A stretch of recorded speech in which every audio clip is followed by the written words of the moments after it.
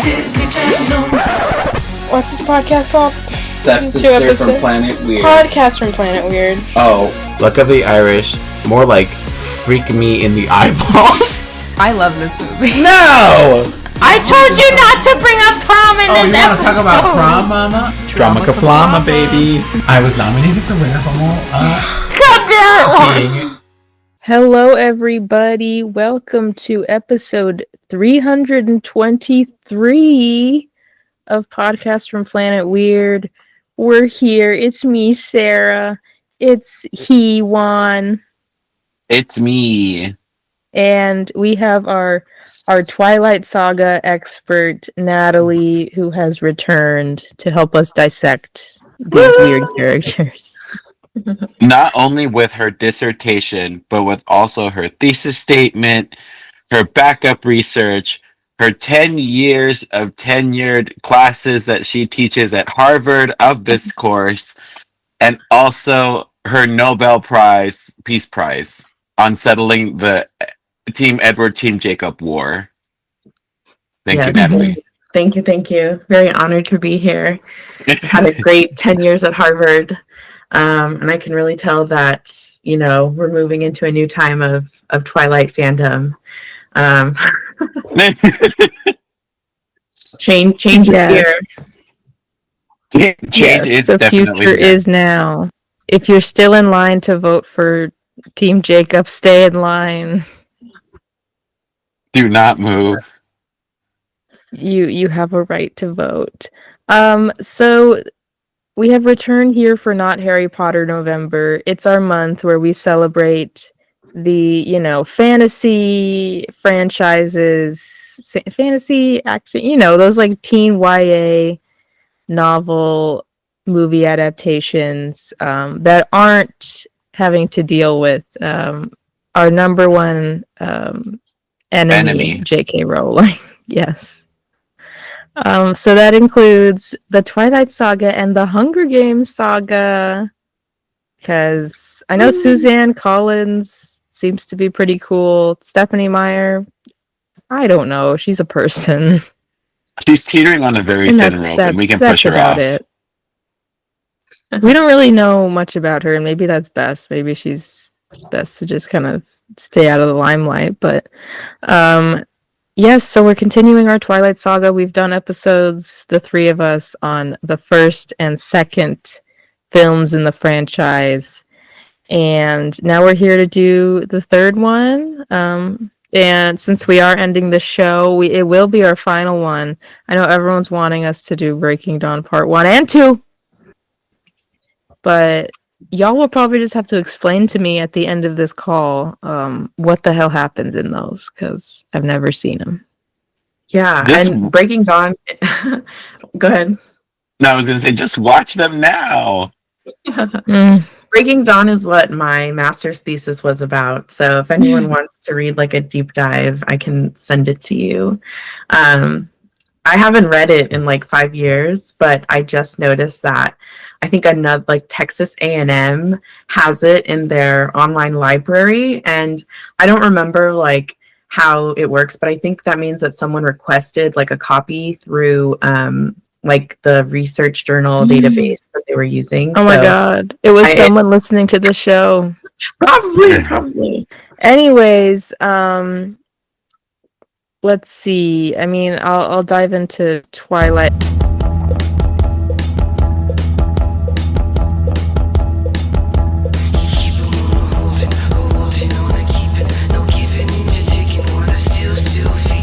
We talked about our history in general with Twilight before. Does anyone, while I'm pulling up the Wikipedia, want to talk about their history with this film and book specifically? I can go. Miss Thesis? Yeah, wait. I'm going to check the year that it came out. Because I remember watching it 2010. No, that's the book. Let me see. No, that's the film. This is not. Was it 20? Oh, it was? What the heck? So I think I was in high school, and I think I wasn't excited to see it because I just like didn't care about this particular book. It wasn't my favorite, and I thought it was kind of boring. And the one like memorable part of seeing this movie in theaters is that when they started kissing towards the end, like Edward and Bella, when she's trying to like proposition him, my mom made me cover my eyes. So I must have been in like 8th grade. Well, 2010. 2010 is still like 8th grade. How much younger are you than us? Was it the film? Wasn't 2010 8th grade? It was 10th grade for us. So a couple of years. So was I a freshman in high school? I must have been like a freshman. Are you only a year younger than us? I think so. Yeah. Okay, then you must have been a freshman. Okay. Yeah. So that makes sense. Yeah, I don't remember a ton about it, but I just remember my mom made me cover my eyes. And I think that was like the last time that I ever like covered my eyes in a movie. That's so funny. Wait, like did she make you or did she like put her hands over your eyes? She put her hands over my eyes. My mom did that for me when she took me to see it was me, my grandma, and her, and we saw The Notebook. And she like fully read the book. It's like she knows what she's going into. So like why was I there? I didn't even have a good time. I've never seen that movie still. And that's probably best. I also probably haven't seen it either, Natalie, so we're all in the same boat. I just know that they lie in the street at some point, and I was like, that's kind of romantic, but also like, girl, you about to die. Mm-hmm. But also, doesn't that movie take place like in the South, like in like the 1800s or some shit? Not the 1800s, but yes. Okay, so there's no cars. So yeah, lie on the road all you want. That's fine. There are cars. No. I think I also saw it in theaters, if I'm not mistaken, because I think at this point it was very much like I had people that like wanted to see it, or like because like I think by the time I was in 10th grade, I had like a little Oh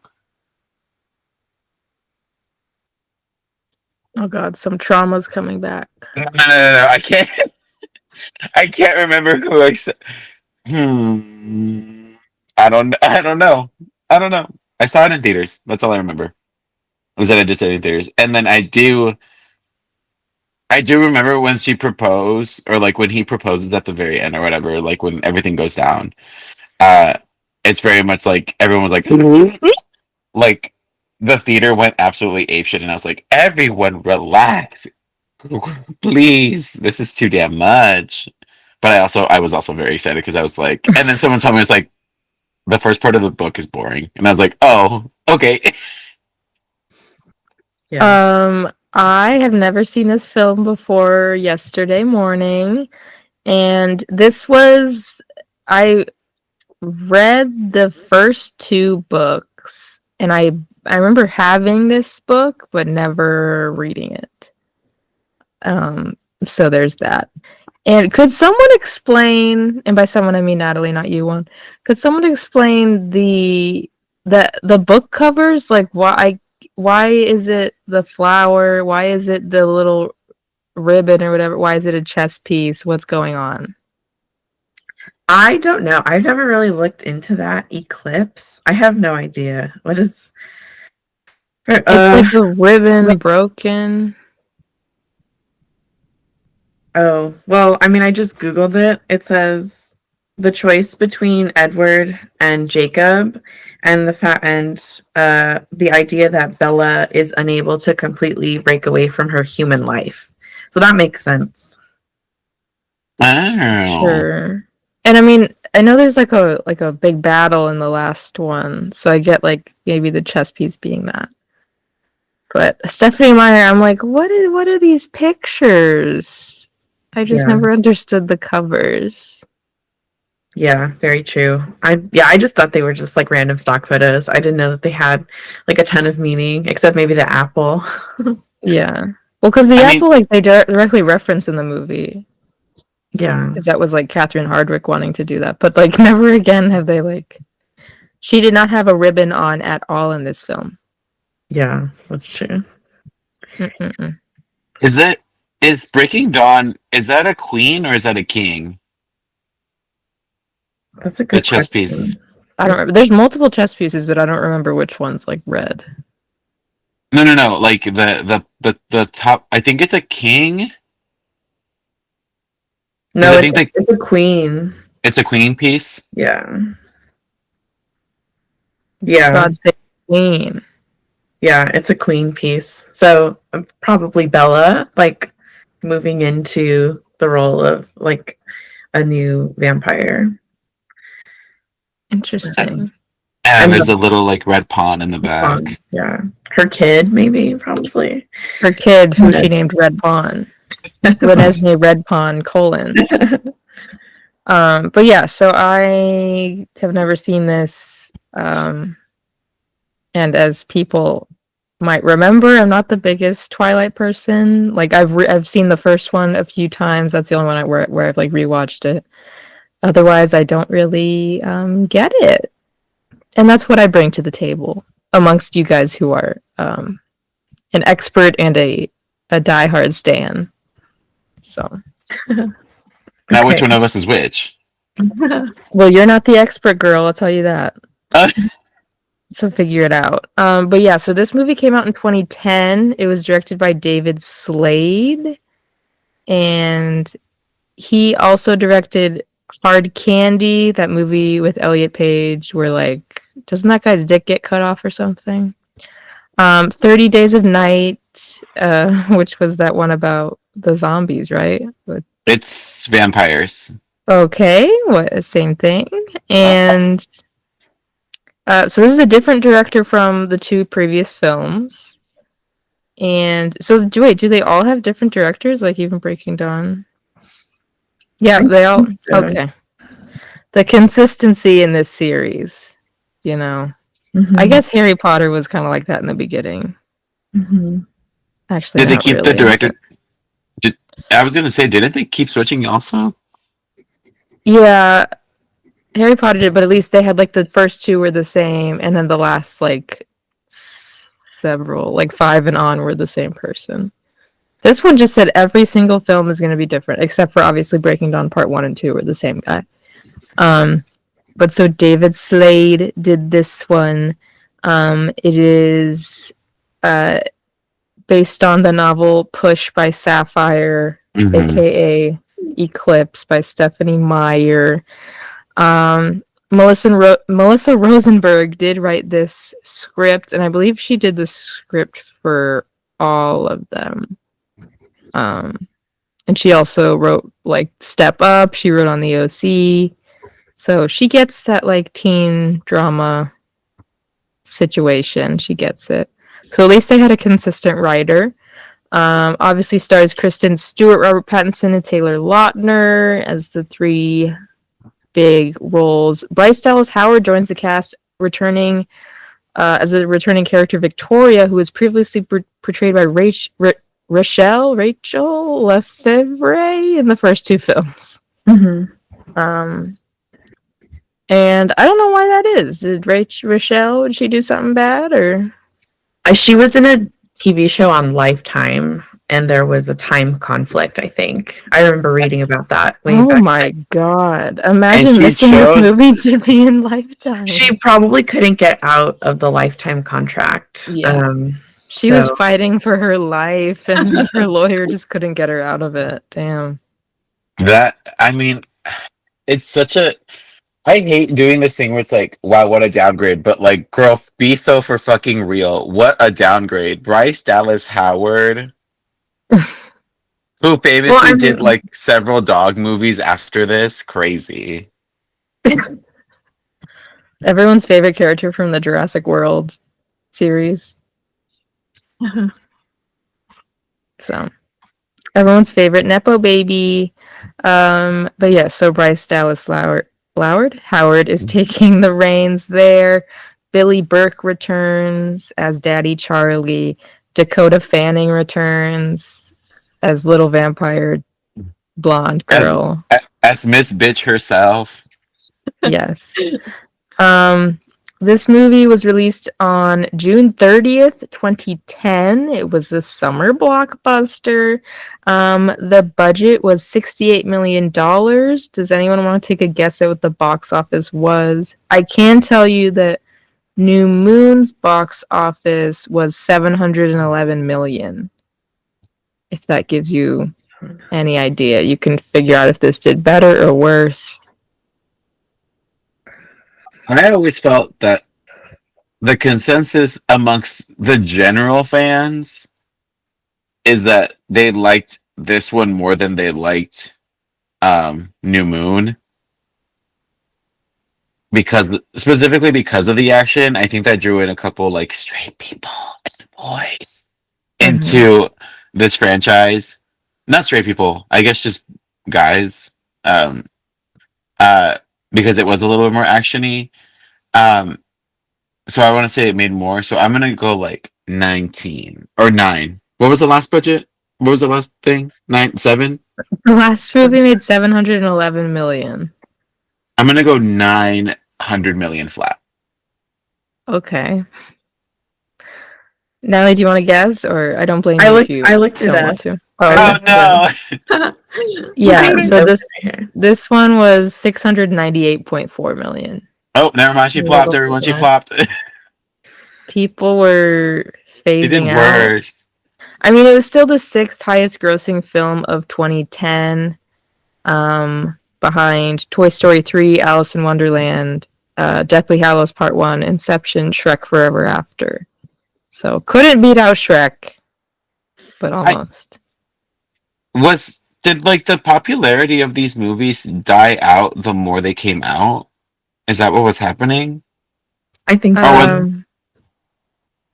Well, Breaking Dawn Part 1 made $712 million, and then Part 2 made $848 million.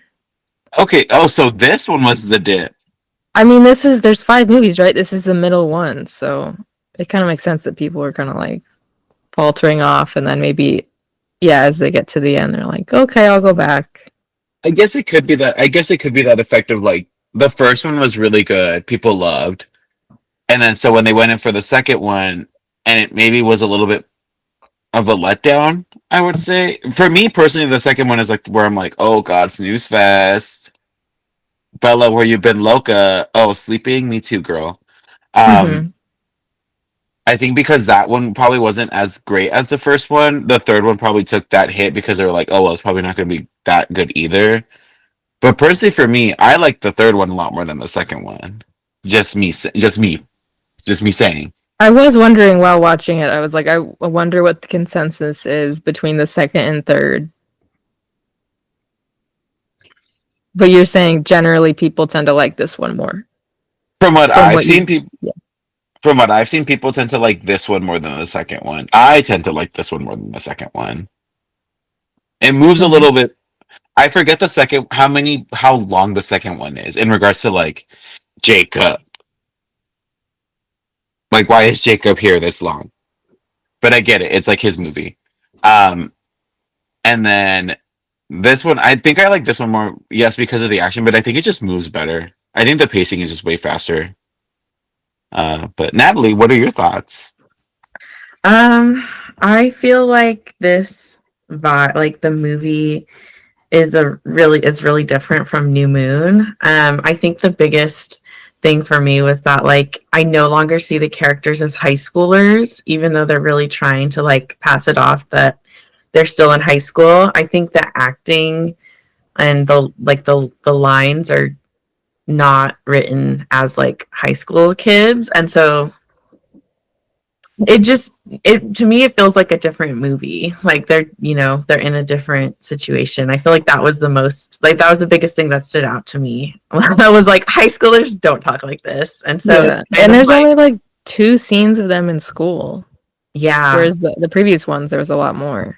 Yeah, and so I feel like this is when it takes off into like this is made to be like a blockbuster movie with action and like all these special effects, and like who cares about the high school indie origin of the story, and I like it's totally different. But yeah, so I mean, I have a couple comments about like the high school scenes, but I'm sure we'll get to that. Yeah. You're right. It does switch from like slice of life almost like, oh, it's just this girl who happens to like be involved with these like vampires, and yes, maybe there's like a fight sequence, to more of like the movie builds up to the fight sequence. It isn't just a consequence of like the slice of life stuff. It's more like, oh, we about to fight because of all this other shit, and that's basically the main conflict now. So I can see that. You're so right, and it does really feel like these are grown ass people. These are 30-year-olds beefing after someone has one too many cocktails at the party, and they said they slipped up. They slipped up and said something they shouldn't have. Well, just a little on the production. So the movie was shot in Canada again, Vancouver.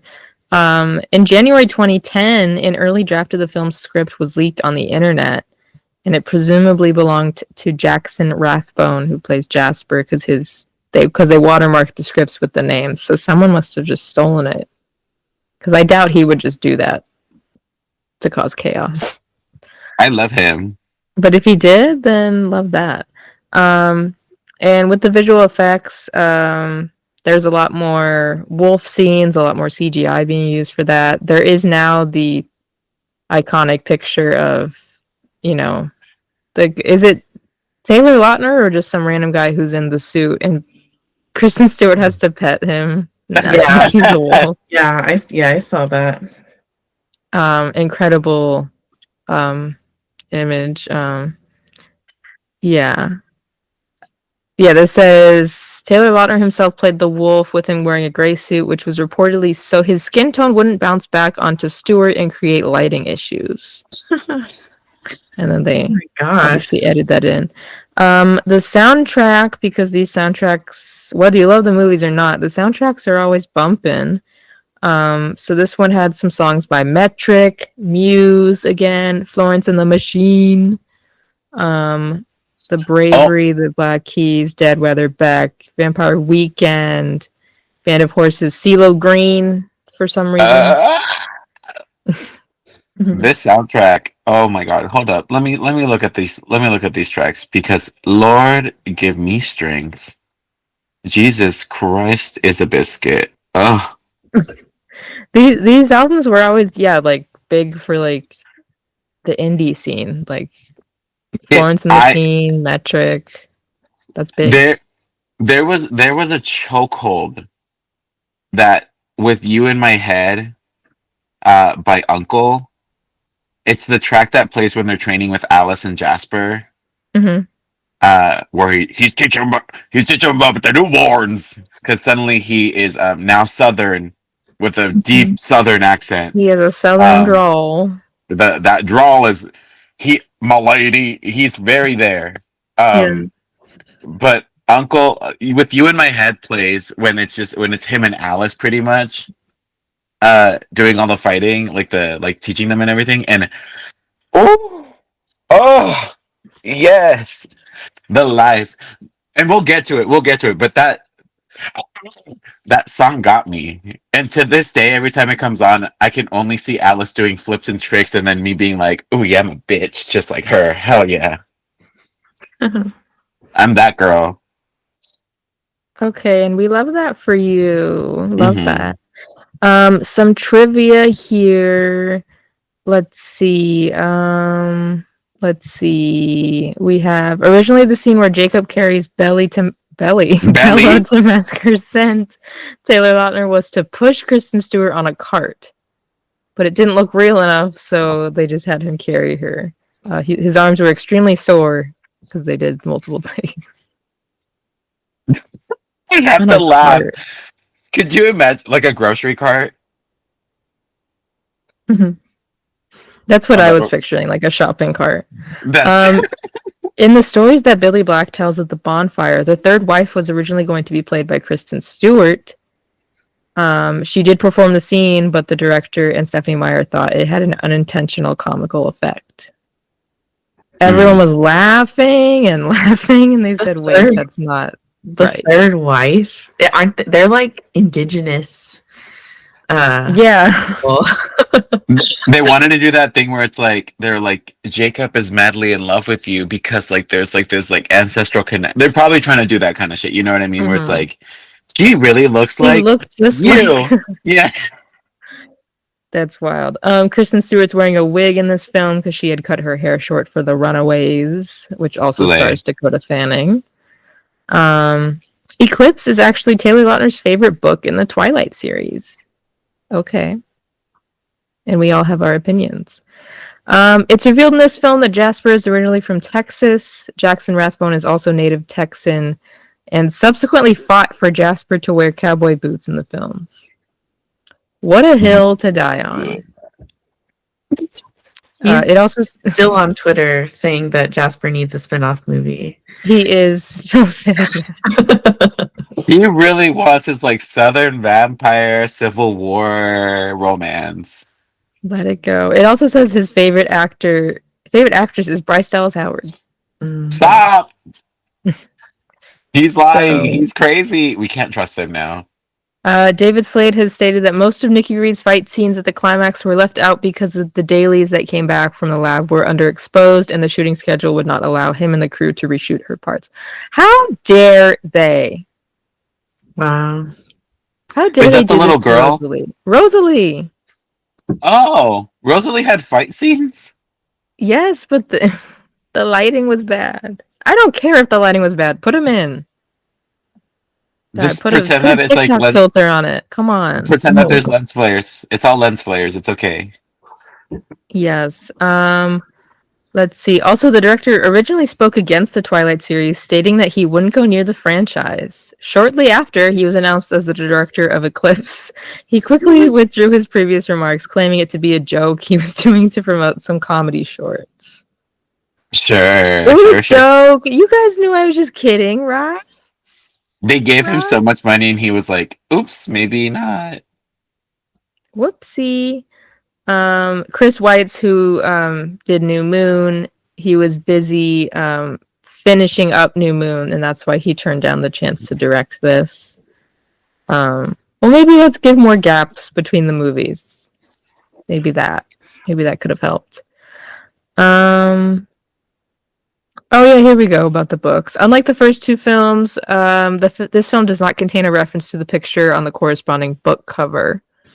In Twilight, Edward catches Bella's apple, and in New Moon, when Carlisle sets fire to blood and glass from the cotton of Bella's arm, they form the shape of the color of the ruffled tulip on the book cover illustration. And who the But fuck this was supposed one- to catch that? Yeah, I didn't know that. Well, and then in this one, they did not have any ribbons. No ribbons to be found. Let's see. I mean, I don't see a ton more. Yeah.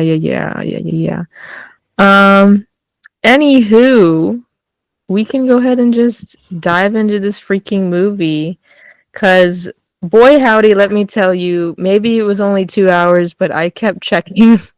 I must have checked 5 times to see if this movie was still going on. As someone who watched it for the first time, I was like, it's got to be almost over, right? And then it just wasn't. But this movie starts out with we're in Seattle in the rain, and a man who we've never seen before, he's pushed, he's attacked, and he gets a cut on his hand, and we know something's up. This is ooky spooky. And apparently I did read that they almost got, or they wanted maybe Channing Tatum or Tom Felton to play Riley. Really? It's like, okay. My hot take is that like the newborn vampire army, I just like the storyline I just didn't care for. Like I know that's the threat to the Cullens and the werewolves, but I was like, I don't have any interest in following this plot line. I think the problem with the plotline here is that like we don't spend enough time with them. Like, I get like the introduction of them. Okay. First, the introduction of them is very jarring because we love water. I'm so like fucked up right now. Not in like I'm fucked up, but in like I barely had any water yesterday or anything to drink. I had like 2 sodas and a water. And then I ate my first solid. You I didn't had get one to eat your protein. burrito. I didn't have, I literally, like I'm telling you, okay, I came home at 8, so I'm so like fucked up in the way that I'm like, ooh, are you eating? What is that? Let me have some. But back to the movie. Um, I get that they were trying to be like, ooh, what is going on and being mysterious about it. But they really should have had more scenes of like, what's her name? Bryce Dallas Howard? Victoria? Of Victoria talking to them, or like, there should have been more interactions, but there were like in total I think 3 in the whole movie. Like, we have this first attack, we have when they're like munching crunching on that guy and flipping the car over, and Little Miss is so scared, and then they have them like walking into the ocean, and then you don't see them again until the big fight sequence, so you're like, what the fuck is even going on here? I think it would have benefited if we had like, in the sense that like New Moon was all about Jacob, like this should have been all about Victoria. Like we should have had more sequences with Victoria, like more flashbacks of the Cullens, I guess, a little bit, or at least like Jasper. Actually, no, this one had a lot of flashbacks, right? It had Jasper's flashback And Rosalie's. and Rosalie's flashback. Like it And should then have been the a lot Billy more. Black stuff. It should have been more about like, yes, everyone's history, instead of just being like Bella. Which, I mean, it always is, but it like, I think this would have benefited a lot more if they did focus more on like Victoria and like her shit, and like how like all of their histories cross, because wasn't Victoria the one that turned Jasper or some shit like that? No, Oh, okay. It was Maria. it makes I mean, it makes sense. It makes sense. Yeah. Yeah. If that girl was doing Lifetime, how busy did you have to be? Like, how much shoot? Victoria's barely in this movie. That's what I'm saying too. She's like in it for like all of 2. She like pops up and she's like, I'm the villain. For such an icon. Wait, was she in the second one? Like a little? Like, I don't remember. Yeah, I think I don't know. I don't even remember. Like, I just always remember the iconic exit for her in the first movie, when right as she's walking down, the stairs, because she watched them dance, and that that Radiohead song starts playing. That's like such an iconic, like, little, like, cliffhanger for like, Well, because we were like, she's still here, she's gonna come back, and now it's yeah, like, you're barely here. Yeah. Yeah. No, I don't think she was in the second one. As far as I remember, I don't remember any of like she being involved, which is also why I was like, where is she? People probably forgot about her. Damn. Anyways, so that's just like a little scene when we're like, what the fuck was that? And then we get Bella and Edward in a field of flowers reading poems and sucking face. And him saying, marry me, her saying no, heart emoji. Because she's like, we're too young. I just want to be a vampire. The divorce rate in this country, you know what I mean? But Oh, go ahead. No, go. No, I was just gonna say, like, the very first scene with Edward and Bella, like, immediately made me just remove the high school like scene, like, just feeling from my mind. And I mean, it's not really even there in the first movie because they do look so old, but like in this one, he looks like a grown man. He's got like huge sideburns, and it's like Bella's like, I've got an English final, and it's like, Edward, he's 30, like he probably was close to 30. Like, and so that just kind of took me out of the story. And maybe if they were in like their like bedroom, where it's more like you get the set, like there's like textbooks and like, I don't know, like you get like a little more of like a childlike sense. But it's like, why are we in the fucking field from that scene in Star Wars Attack of the Clones with Natalie Portman and Hayden Christensen? Like, why are we in that scene with that meme? Like, this, and they're reading poetry. It's like, okay. It's because he's literally ancient. Edward is literally so old. He's literally ancient. But I had forgot until I read the Wikipedia that like he had asked her to marry him casually at the end of the second film. Yeah. Yeah. So And this takes place. There's like no time jump then. I don't Really? think so. I don't think so. Oh, my comment about just this very first conversation was I never had conversations that calm or like I call it sultry, but like I've never spoke like that in high school. And I think all of my conversations with my friends are just like, and like we were just like talking very like normally, like very conversationally, and they're just like so serious and so their words are just so drawn out. And I was like, nobody talks like this, And Natalie, they're in love. When you're in love, you just have to get so like in your little feels and be like, yes, let me tell you. That is fucking crazy.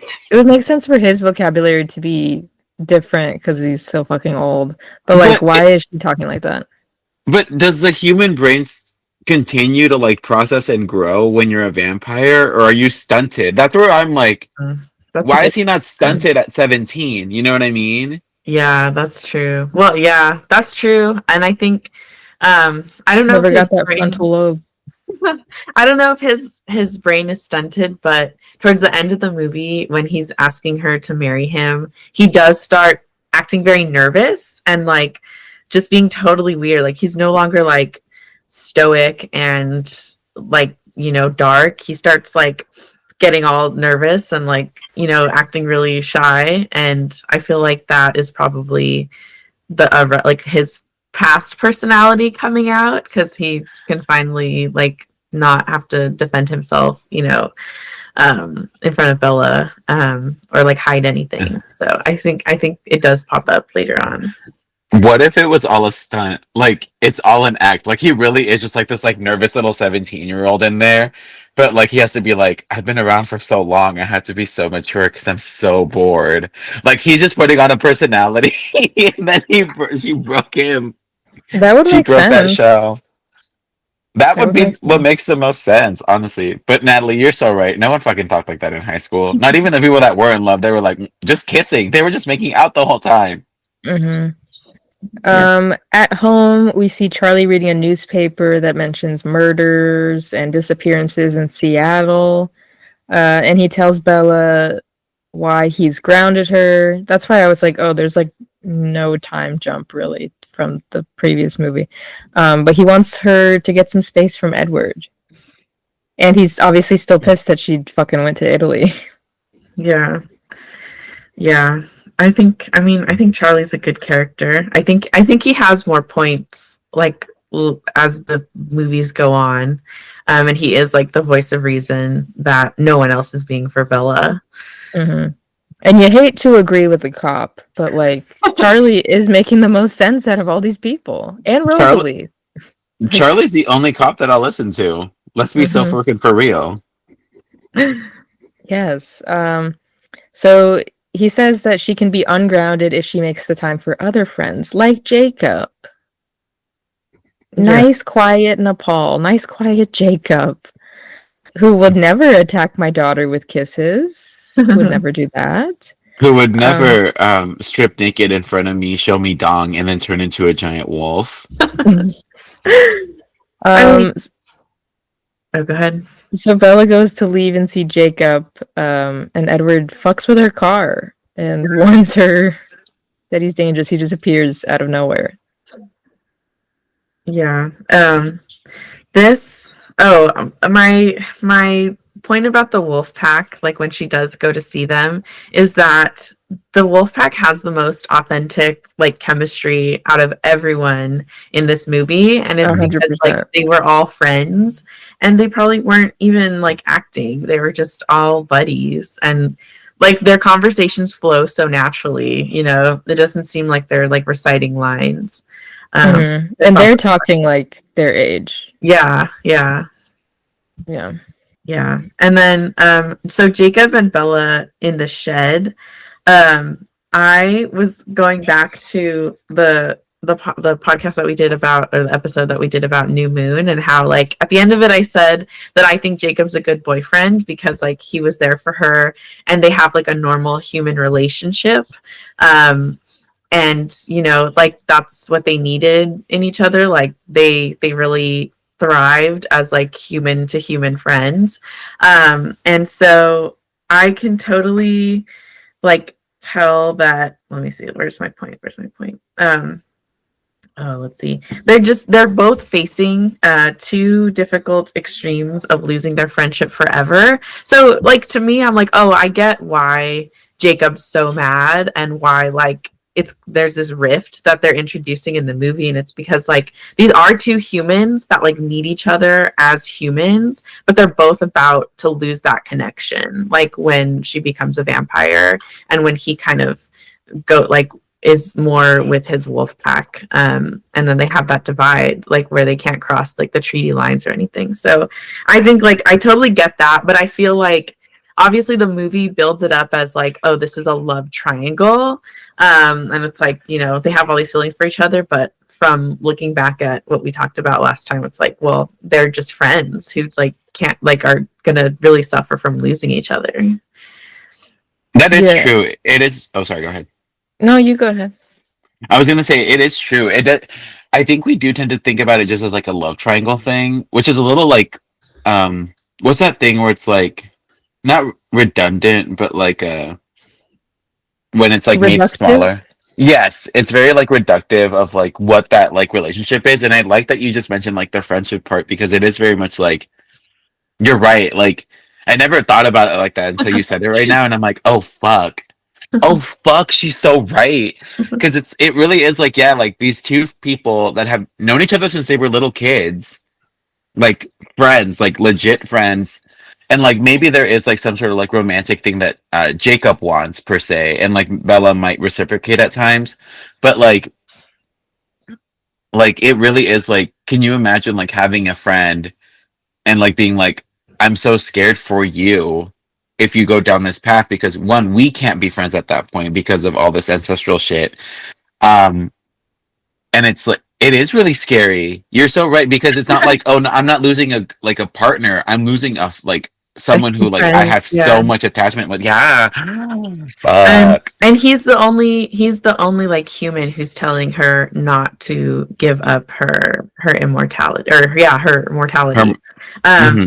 And then he also says something like, it's better that you be dead than one of them. So like I wrote down that is the same kind of feeling that Edward has, is that they both want Bella to like stay human, but she sees it as like super offensive. Like she's like, I can't believe like you want me to die. And it's like, well, that is the whole issue like of your love triangle, is that people want you to stay human and they would rather see you grow old than for you to stay like a teenager forever. And she's not getting that. Like she doesn't get it. It's not clicking. Yeah, it's not clicking. She's also not understanding, like, I think the fact that like they have seen people that they care about just like die, because obviously like they're not aging, so it's just like it's that like tried and true like narrative of like, I'm immortal, but it sucks because everyone I care about dies around me and I just see them wither away, and it's like, oh god, like that is so fucked. And that she's not seeing that. I think that's what they're like the most upset about, is that they're not seeing that negative aspect of immortality, where it's like, you will only have me forever, and that is fucked, you know? Yeah. I can't remember what my thoughts on Jacob were in the last movie. I'm sure they were negative, just because I know like the trajectory of his character and where it goes. It seems like this is the movie, book, story, whatever, where they kind of just like sold his character kind of like down the river. Like it felt like all of a sudden he's like attacking Bella, like being like, you need to be with me, and like making him like that like jealous, like not even boyfriend type of person. And like, and it gets to where, you know, down the line we're like imprinting on the baby. Like it seems like they just kind of sold his character out and made him like so aggressive and so unlikable in this way, when you're right. Like, and I'll get to that like last kiss later, like on the campsite, but like you can love your friends, like it to me, like, and maybe if this movie was made today, like there's more understandings of like I feel like there's more understandings like today of like platonic love, like loving your friends, and like maybe they wouldn't have. Stephanie Meyer was just fucking, a horny Mormon, right? But I think there could be today a way where it's shown not romantic, but like that love is still important to Bella, and like friendship love is real like that. But yeah, it seemed like Jacob went from like, okay, yeah, he like clearly likes Bella, but like isn't gonna do any like the friendship is more important, to all of a sudden he's just like kissing her and like hitting on her the entire movie. I was like, okay, we took a turn. We've taken a turn. It was the last movie, right, where we see like forget her name, but the wife of what's his face in her like scarred up fit because he like went ape shit on her one time. Like, I think I also don't necessarily like that narrative because it's like the vampires have never like, I mean, I guess it is like we have seen like Jasper like lash out at Bella, and like Edward kind of like almost do the same thing when he like smelled her blood, but like it's never been like for some reason the werewolves got like almost like this like explicit like what is it called, like battery, like they're aggressive, they can be aggressive, this is what can happen to you. It's like, okay, let's maybe relax a little bit because the other ones can literally tear her apart. So they'll literally behead you. Let's be so for real. Everyone's dangerous to you, Bella. Run. Yes. Run, girl, you're in danger. At school we have Alice telling the lunch group that she is throwing a graduation party at their house. Seems like a fun idea. Yeah, they're like, I've never been to your house, because we have Jessica, Anna Kendrick's character, who's working on her graduation speech. And she doesn't remember being in this movie either. She doesn't remember it, and I love that for her. And also was just, I think she's talked about how she's shocked that like all of a sudden Jessica's like the valedictorian or some shit, like giving a speech. That's so funny. Like, in what world? Somebody used parts of that speech at my high school graduation. Oh my God. And yeah, and you clocked them. You yelled out from the audience, "Hey, plagiarism!"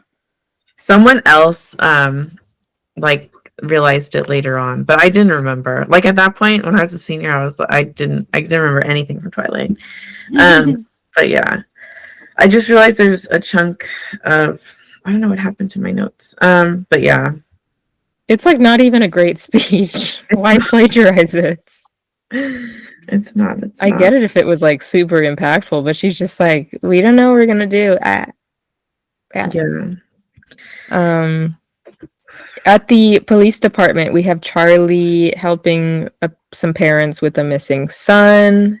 And is that about Riley, or is it a different person? I think it's Riley. Yeah. Okay. Yeah. So Edward is like, oh, the Colons have been tracking disappearances in Seattle.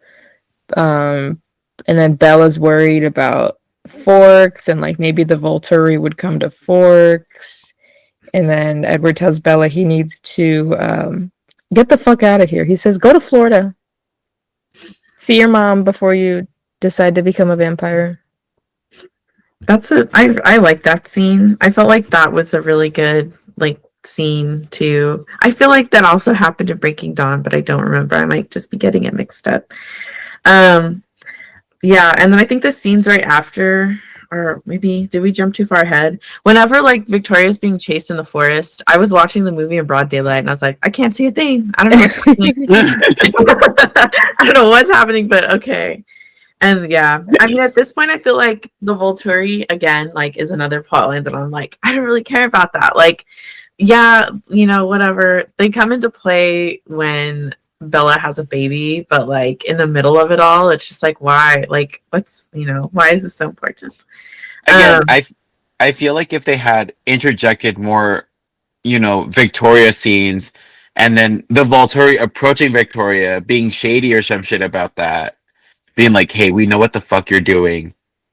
Cut it out. or someone being, or like, you know, even like little Miss Bitch over there coming out of the woodwork and being like, we don't see it, we don't hear it, don't fuck this up, and then slipping back into the, you know, if there was more of that, it would be like, I see why you're here, instead of being like, where were you and why are you here?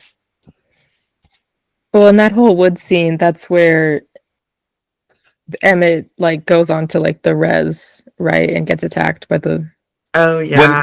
the Paul. That all happens when they're explaining that the Cullens have been tracking the murders in Seattle. Like, I think all of that happens. They're like chasing Victoria through the woods. Mm-hmm. But they don't know it's Victoria, or do they? They might, but I think that's the newborn army just everywhere. Just fucking. What's the next scene? Is it when they go to the reservation and they tell the stories of the lab? Yes, but we get there via an introduction to Jacob at school where the music just, I don't remember the song, but just immediately the moment he's on screen, just blasting the music and you're like, oh my fucking god. But yes, he takes Bella to the res on his motorcycle. And then there's Boo Boo Stewart. Boo Boo Stewart. Slay. Getting some heat right now. For liking. He's getting some heat right now online because he liked a Instagram post from Russell Brand where he's holding a hat that looks like the MAGA hat that says like "Make Jesus something again." Oh. So everyone's assuming he's a Trump supporter because I think there's another post. So everyone's getting pissed about Boo Boo, and I said Dove Cameron is probably on your way to your house. Boo Boo is gonna kick your fucking ass. Oh my goodness. I was watching that scene, the flashback scene where they had the old vampire fight with the last werewolf, and I was just thinking like that, like, I don't know, because I'm not a historian, but obviously I went to school, and I was watching it and I'm like, well, this is like a story of colonization. Like, I'm sure that Native American tribes like witnessed like these these like slaughterings. Yeah, and then but to put it through the lens of, or like, I don't know, the lens, to reframe it as like they're vampires attacking like our village, I think is kind of interesting. Like, I'm sure there's some like, you know, research / like, you know, something that can be done, but I was just watching it being like, this is like kind of interesting. And I don't know if Stephanie Meyer had like any kind of like foundation for that, you know, like I would, if it was like an accident. Like, I'd be interested to know like what made you think of this. And maybe like, and I don't remember the book that much either, but maybe it was like the movie also. But then I realized like the son, who was also one of the last remaining werewolves, had died, and then the mom decided to like sacrifice herself, or like stab herself so that the blood would distract the vampire. Mm-hmm. And I was like, oh, that's literally the same story as like a human sacrificing themselves to get away from, like, to get, you know, and I just thought of Bella as like Bella. Yeah, well, it's basically what Bella does at the end of the movie, is cutting herself. Yeah, and I was like, she is the third wife. That's probably why they wanted her to be in the flashback, so they could be like, because people don't understand. People don't understand like connections like that always, unless you're like, she looked like, you look like, yes. Well, and the thing is, like, it just seems so, I don't know, not ironic, but it's like, oh, if Bella were to join the wolf pack and like marry Jacob or something, she would still join this family where like female sacrifice is a thing, you know, mm-hmm. and like it's something that happens in their culture. But if joining the vampires, it's also a thing, you know, and so she doesn't get a break at all.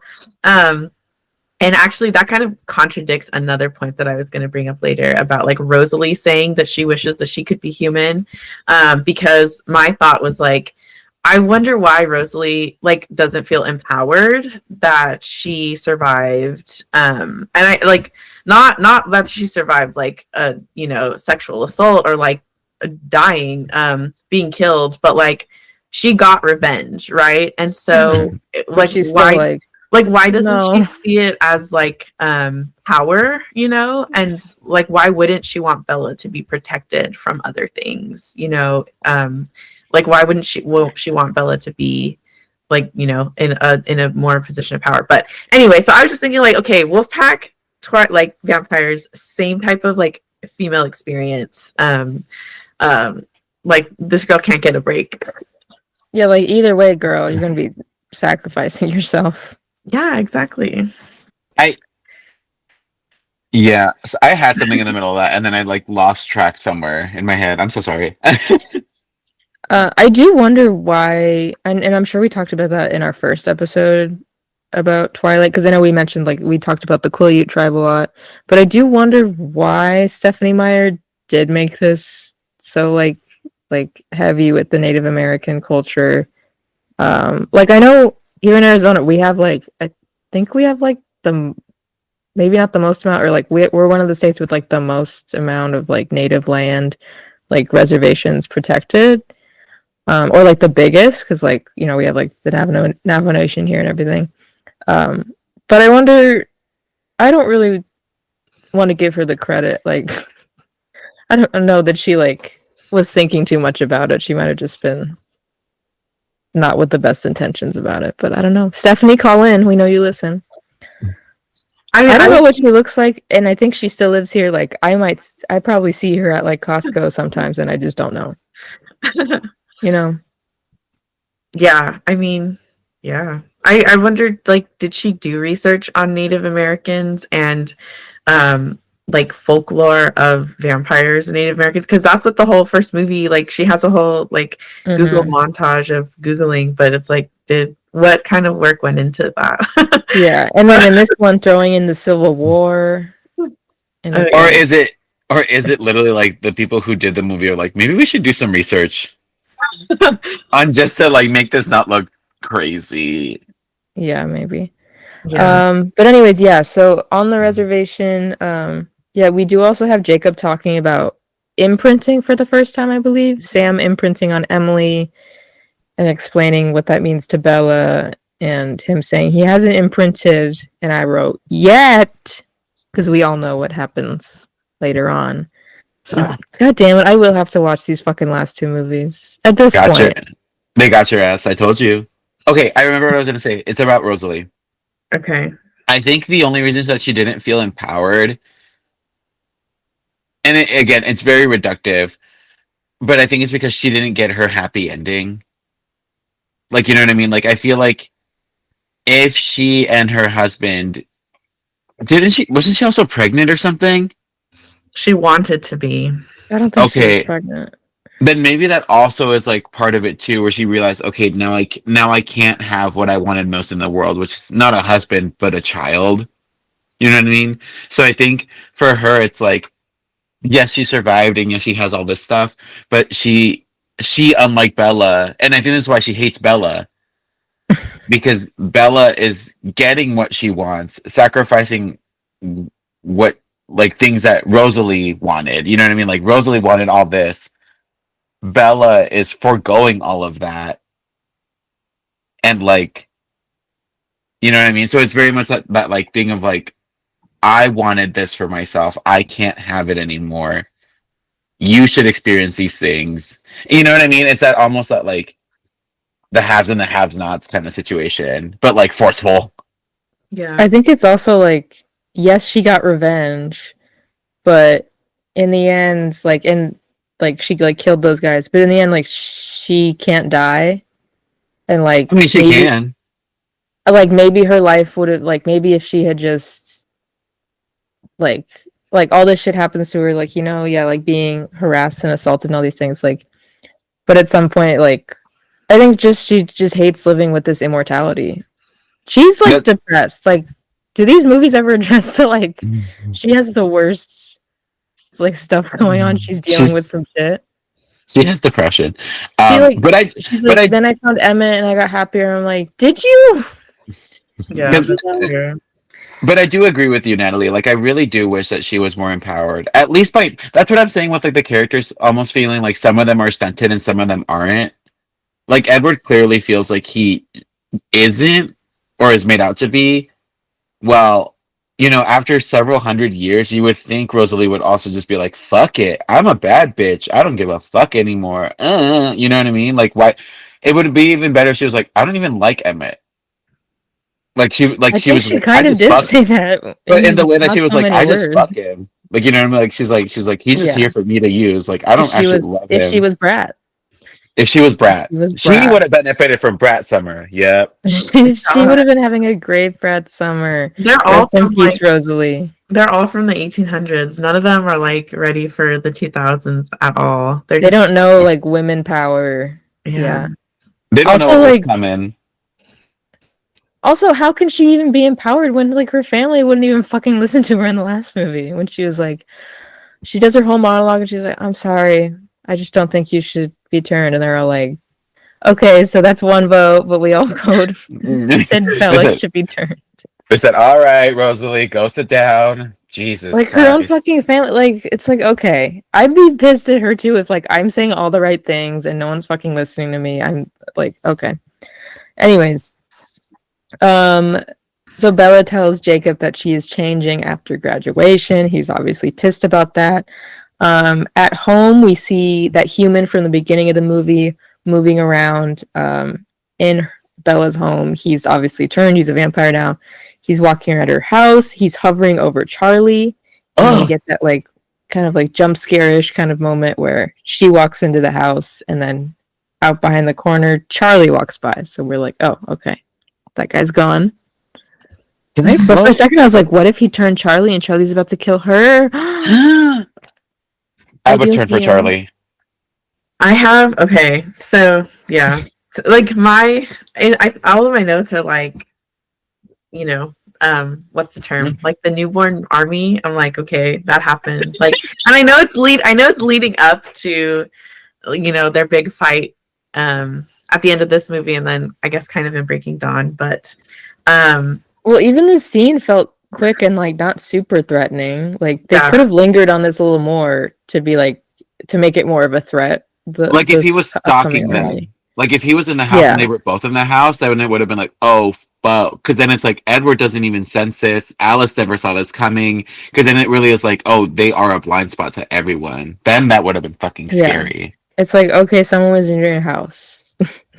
Someone was watching Charlie sleep. And then Edward goes into Bella's room, right? And they like lay down on her bed. My comment is like, okay, they're still in high school, like, and they're just like these grown adults, like, in bed together. And I was like, what? Like, I was just comparing it to like Heartstopper, where they're on the same age technically, and just being like, it's so off-putting that Edward looks so old, like in this movie. Bella is like slightly believable, but Edward is just like absolutely not. It's the haircut. It's just so. He's big. Like his face is big. Yeah, if he looked more like he did in like Goblet of Fire.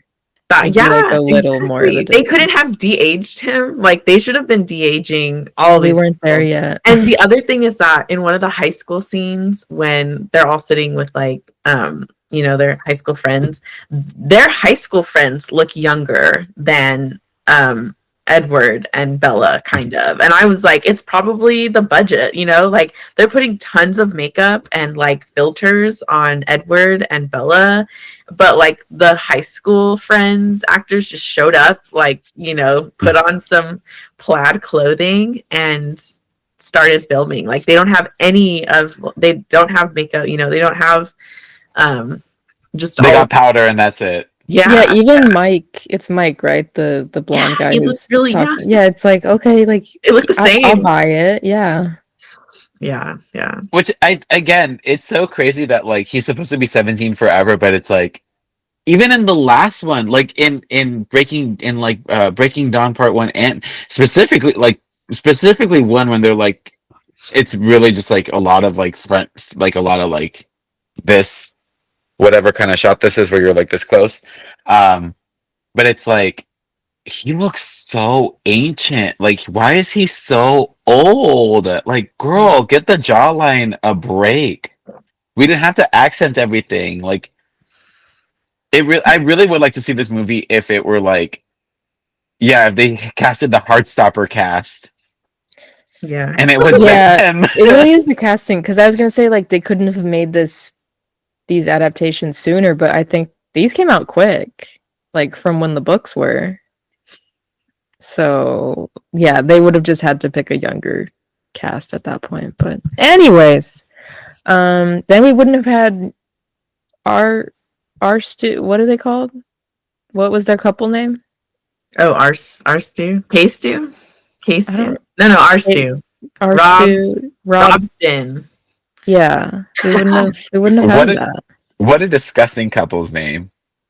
Anyways, let's see. We have at the Cullen home, they talk about protecting Bella. They're like, we're gonna go in shifts, and she's like, you guys have to hunt. We can't do that. So let's get the wolves involved to create an alliance so that you guys can still hunt and then I still get watched. Bada bing, bada boom, there we go. We have the iconic scene and line of Bella getting dropped off by Edward to go be with Jacob, and him saying, doesn't he own a shirt? Oh my god. The famous line. And he's kind of right. Like, why is he standing there without his shirt? Like, I know all the like the wolf pack like are like shirtless the whole movie, but like, why are you just standing there against your car not wearing a shirt like this when you're supposed to be meeting your friend? Even if you like her, you need to put on a fucking shirt. I understand that they like burn at like 150 degrees or whatever, but like this is Hello Seattle, isn't it cold there? Like you would think that they would be at least wear like a jersey knit like tank top, you know, that shit has holes. Or something. Be so for honestly, I'm just gonna say this now, but if the werewolves were wearing crop tops this entire movie, oof, oh, you know how they're shirtless though. That's like a step. No. It's the mystery, Natalie. It's the master. It's like the like, oh, I can't see your titties, but I know those. I know they're big. And like I see like your like six pack or whatever. There's a little more of that like ooh la la. Because when you're shirtless the whole time, it gets boring. Put them in crop tops. We have the council meeting that we talked a little bit about earlier, yeah, where Bella's like the first outsider. She meets Seth Clearwater, played by Boo Boo Stewart, and Billy telling that whole story about the third wife and the sacrificing, and him saying something terrible is coming, and we must all be ready. But is something terrible coming, or is something just slightly threatening coming? I don't know, but just let me see. But yeah, I don't know. I think Bella's wig was also like new, or they put on her head differently in this scene. She has like a couple variations, and this one was like, I think it was lower on her forehead, and then she had it like kind of like pinned in the back, half up, half down. But I don't know. Oh, and then it goes right into Jasper's story, right? Where Jasper's training them. That's it really just kind of like jump in kind of crazy from time to time. I do believe with like Rosalie's was a little bit more like, let's ease into this. But Jasper's really is just like, I was a cowboy. Yeah, well, because we have Riley attacking another person, and then just more news coverage of it. The Cullen saying that it's the newborns and someone's creating an army. Edward mentioning that the Volturi wanted him and Alice to join him from them from the second movie, and saying like this could be them wiping out the rest of the Cullens because they know that we won't leave if our family's here and they want us there. So he thinks maybe it might be them. And yeah, before we get to Jasper's flashback, we have Jacob telling Bella he loves her and wants her to choose him. and then him kissing her and her punching him and breaking her hand or spraining it. Any thoughts on this scene? No. I don't even think I wrote notes on here. Let me see. Then it goes to Rosalie talking about her story because Bella goes to the Cullen house to get her arm like fixed up. Yeah, I mean, no, I don't have any thoughts on like the Bella and Jacob relationship. Like at this point, like I don't know. I think it's just like the whole story. They're just trying to do like the Hollywood love triangle, and I think for real Twihards, it's like, well, not even for Twihards, but I don't know. Like for me, it just wasn't clicking, and I think that's how I felt when I watched it in the movies. Of like, this is kind of boring. Like there's other things happening in the Twilight world, and I think there's other like meanings that are just kind of being forgotten by having like Bella and Jacob like go back and forth like in front of Edward. So I mean, this was definitely the movie where like it just became about the love triangle. Yeah. And like again, I feel like Jacob in the last movie, like where his character was, I don't think he would have just kissed her like this. Like maybe he would have said he loved her, but like the scene could have been more powerful without a kiss. It just like, yes, it's funny that she breaks her hand on his fucking face, but yeah. But yes. Oh, go ahead. I feel like it would have been better in general if Jacob had been less like, I love you, I love you, I love you, and more like, why can't you see that like this could like, you know, like there's so much danger. Like instead of them being like, we don't want you to do this, it should be more like, there's a lot of danger in this. Like there's, you know, like we see like that's what I'm saying. Like there should have been a lot more flashback and a lot more like explaining to her, but everyone's just so like, let me throw myself at you or let me like completely push you away and not really explain why. Someone needs to sit this girl down and just talk to her. I also feel like the chemistry is not there between Bella and Jacob, like at all. Like I think there's no romantic chemistry at all. Like it was there in New Moon, I think, when they were like going on dates. But then in Eclipse, it's like not happening. And that's why it's like hard to watch. It's also like, you know, I think as we are all adults and can start understanding rejection, even slightly better as we get older. Not saying like we're like, oh yeah, if I get rejected, I don't care anymore. It's like, no, I think we all are still a little hurt and like we all can like, you know, have those feelings. Jacob just does not get it. And I think that's where it's like, girl, give it the fuck up.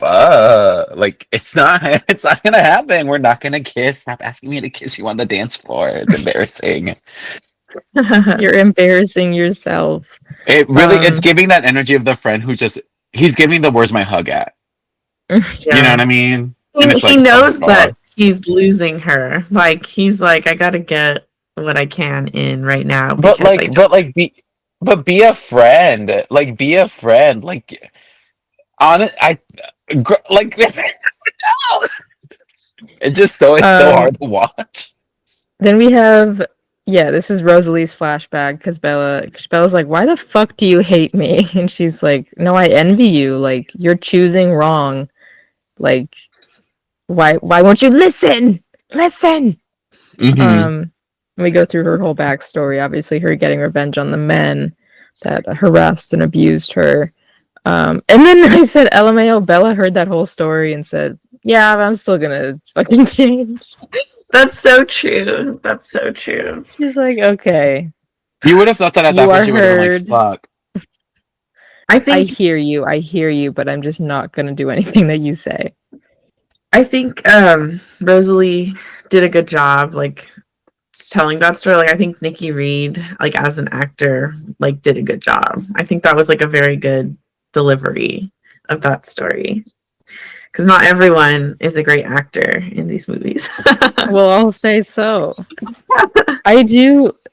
Nikki Reed, honestly, 13, the movie that Nikki Reed did with Catherine Hardwicke pre-Twilight, obviously. One of my favorite movies. And like Nikki Reed does do a good fucking job in these movies.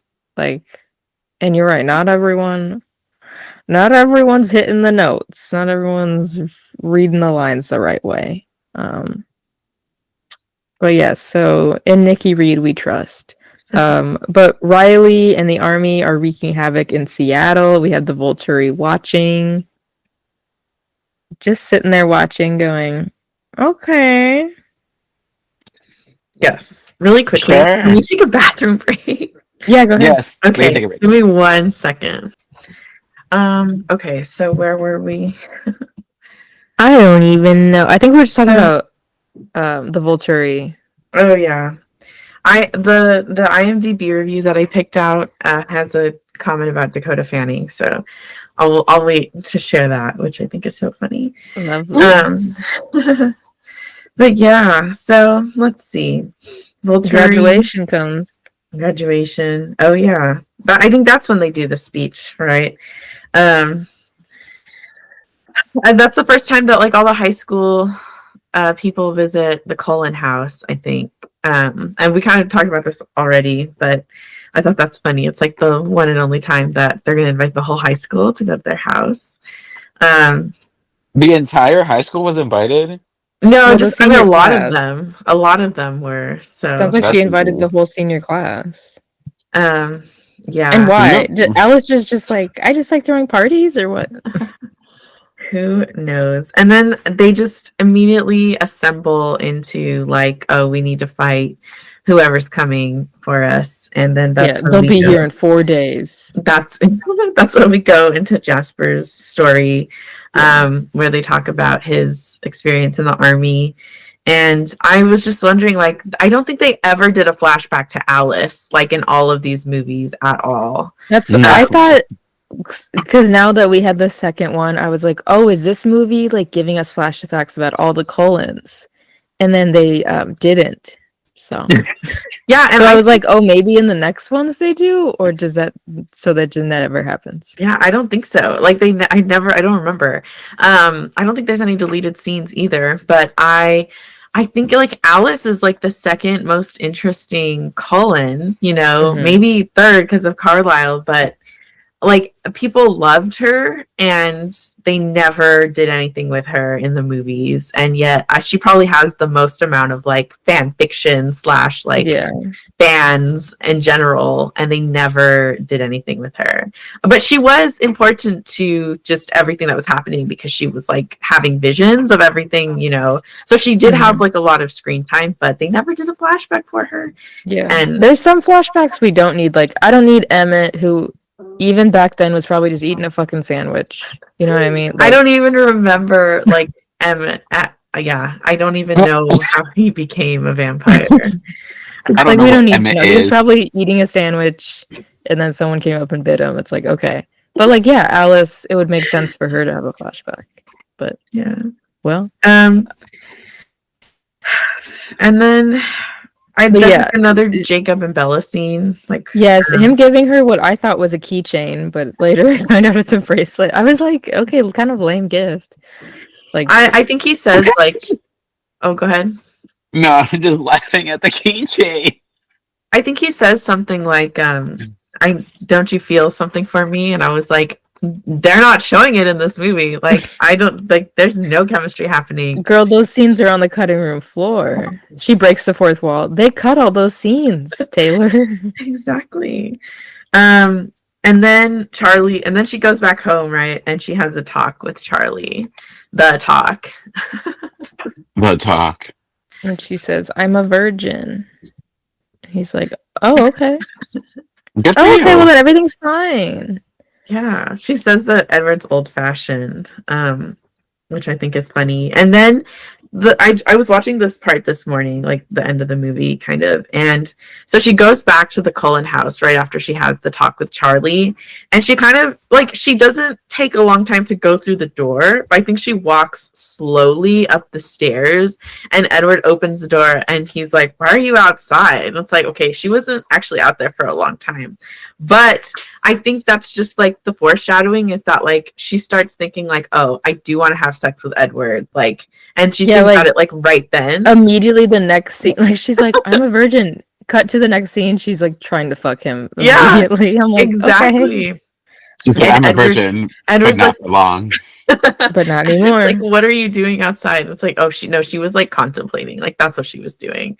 This scene took so fucking long. It did. In my mind. Like, it just kept dragging and dragging. Of like her wanting to do it, him not wanting to do it. I want you to be married first. All this fucking thing. Him properly proposing. I'm like, dear God, it feels like 10 minutes have gone by. She says, I will go to college and drive a very expensive car and I'll marry you if we can just do it. Like, that's what you're putting on the table. Like, you will go to college if you can do it just this one time. Like, that's the American dream. That's just not, I don't know. Honestly, if someone offered me that, I would take the deal. I'd be like, absolutely. Juan's, is this that scene you're talking about with that song where like Jasper's teaching them? He's like, all right, now we're all gonna fight. He's like Foghorn Leghorn now. He's like, we're all gonna have to fight these newborns, and they do like a little sparring practice. Yes, his drawl is at full effect. Like he, from the depths of his soul, brought the Texan out of him and laid it out for everyone. He said, "This ain't Texas." Well, this is Texas now. This is the sequence. It's so good. Rest in peace, Jasper. You would have loved what's that album? Leghorn. What's the album called by Beyonce? Cowboy Carter. You would have loved Cowboy Carter. Yeah, that's hilarious. Yeah. Well, so let's see. What else? Oh, Bella has the dream. That she realizes Victoria is helping build the army. Does she have another power? Like, why is she dreaming this? That's what I was wondering too. But hasn't this happened before? Yeah. I mean, I don't know. I don't know if she has visions. I think it's just like a weird like dream. But so while she's at Edward's house and they're like making out, that's when my mom like covered my eyes. And Edward was talking about like so Bella says that virginity is an ancient notion, and like it's kind of outdated, and I feel like that's the same thing as immortality, kind of like Edward doesn't want her to be immortal because it's just like that's like a really old like I guess notion. I don't know.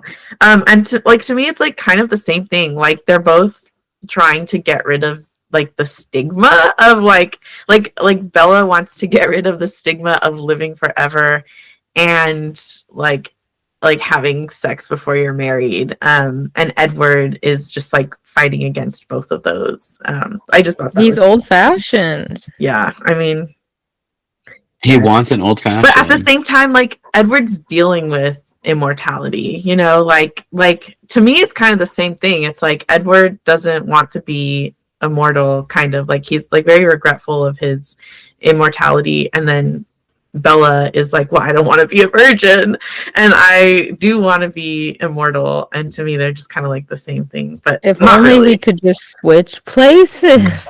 Oh my god. Oh my gosh. That's the spin-off movie. The other thing is, I think there's a background story that comes out in like Breaking Dawn where Edward was supposed to marry another vampire from like Europe. Like they had been together before they separated, and then they moved to Forks, and that's where he met Bella. So like I'm sure Edward was like having sex with like other he was vampires fucking for sure. like, but all of a sudden he's like, no, like you're gonna be my wife. Like we can't do this. It's like, well, you've been alive forever, like surely you have done it at some point, you know. So I don't know, that's funny. That's another thing. It was I do think that was probably all just like Stephanie Meyer putting her little Mormon take into it, because it is like, why is this movie like so like she could have had sex and it would have been fine. Like I don't know, like they would have never. Don't like even if you go to that. like Harry Potter or fucking Hunger Games, there's not like this big thing about virginity and everything. It's like, do they have sex in Hunger Games ever? I was like, if Katniss and Peeta are fucking behind a tree during the Hunger Games, like let them. Like they have a baby. Like they don't have a kid. but like not during the thing. No. So they don't do it for pleasure, then, right? Like, there's no. Oh well, famously, like Bella or not Bella. Oops, wrong one. Katniss never wanted. I think I would think Katniss is mostly celibate because she's like, I never want to have a baby in this world. Well, and she's also very. There's like there's like essays written about how she's very ace coded. So there's that as well. But like, it's not as like. There's no thing of like we're not having sex because of this. It's like just not talked about. Yeah. So it's just Stephanie Meyer was really like, we are gonna talk about sex and we're gonna talk about how it's bad. You know.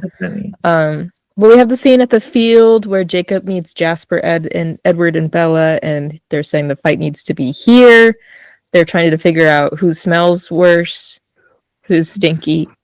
This is where Jacob carries her instead of pushing her in a shopping cart, which is what they wanted to do.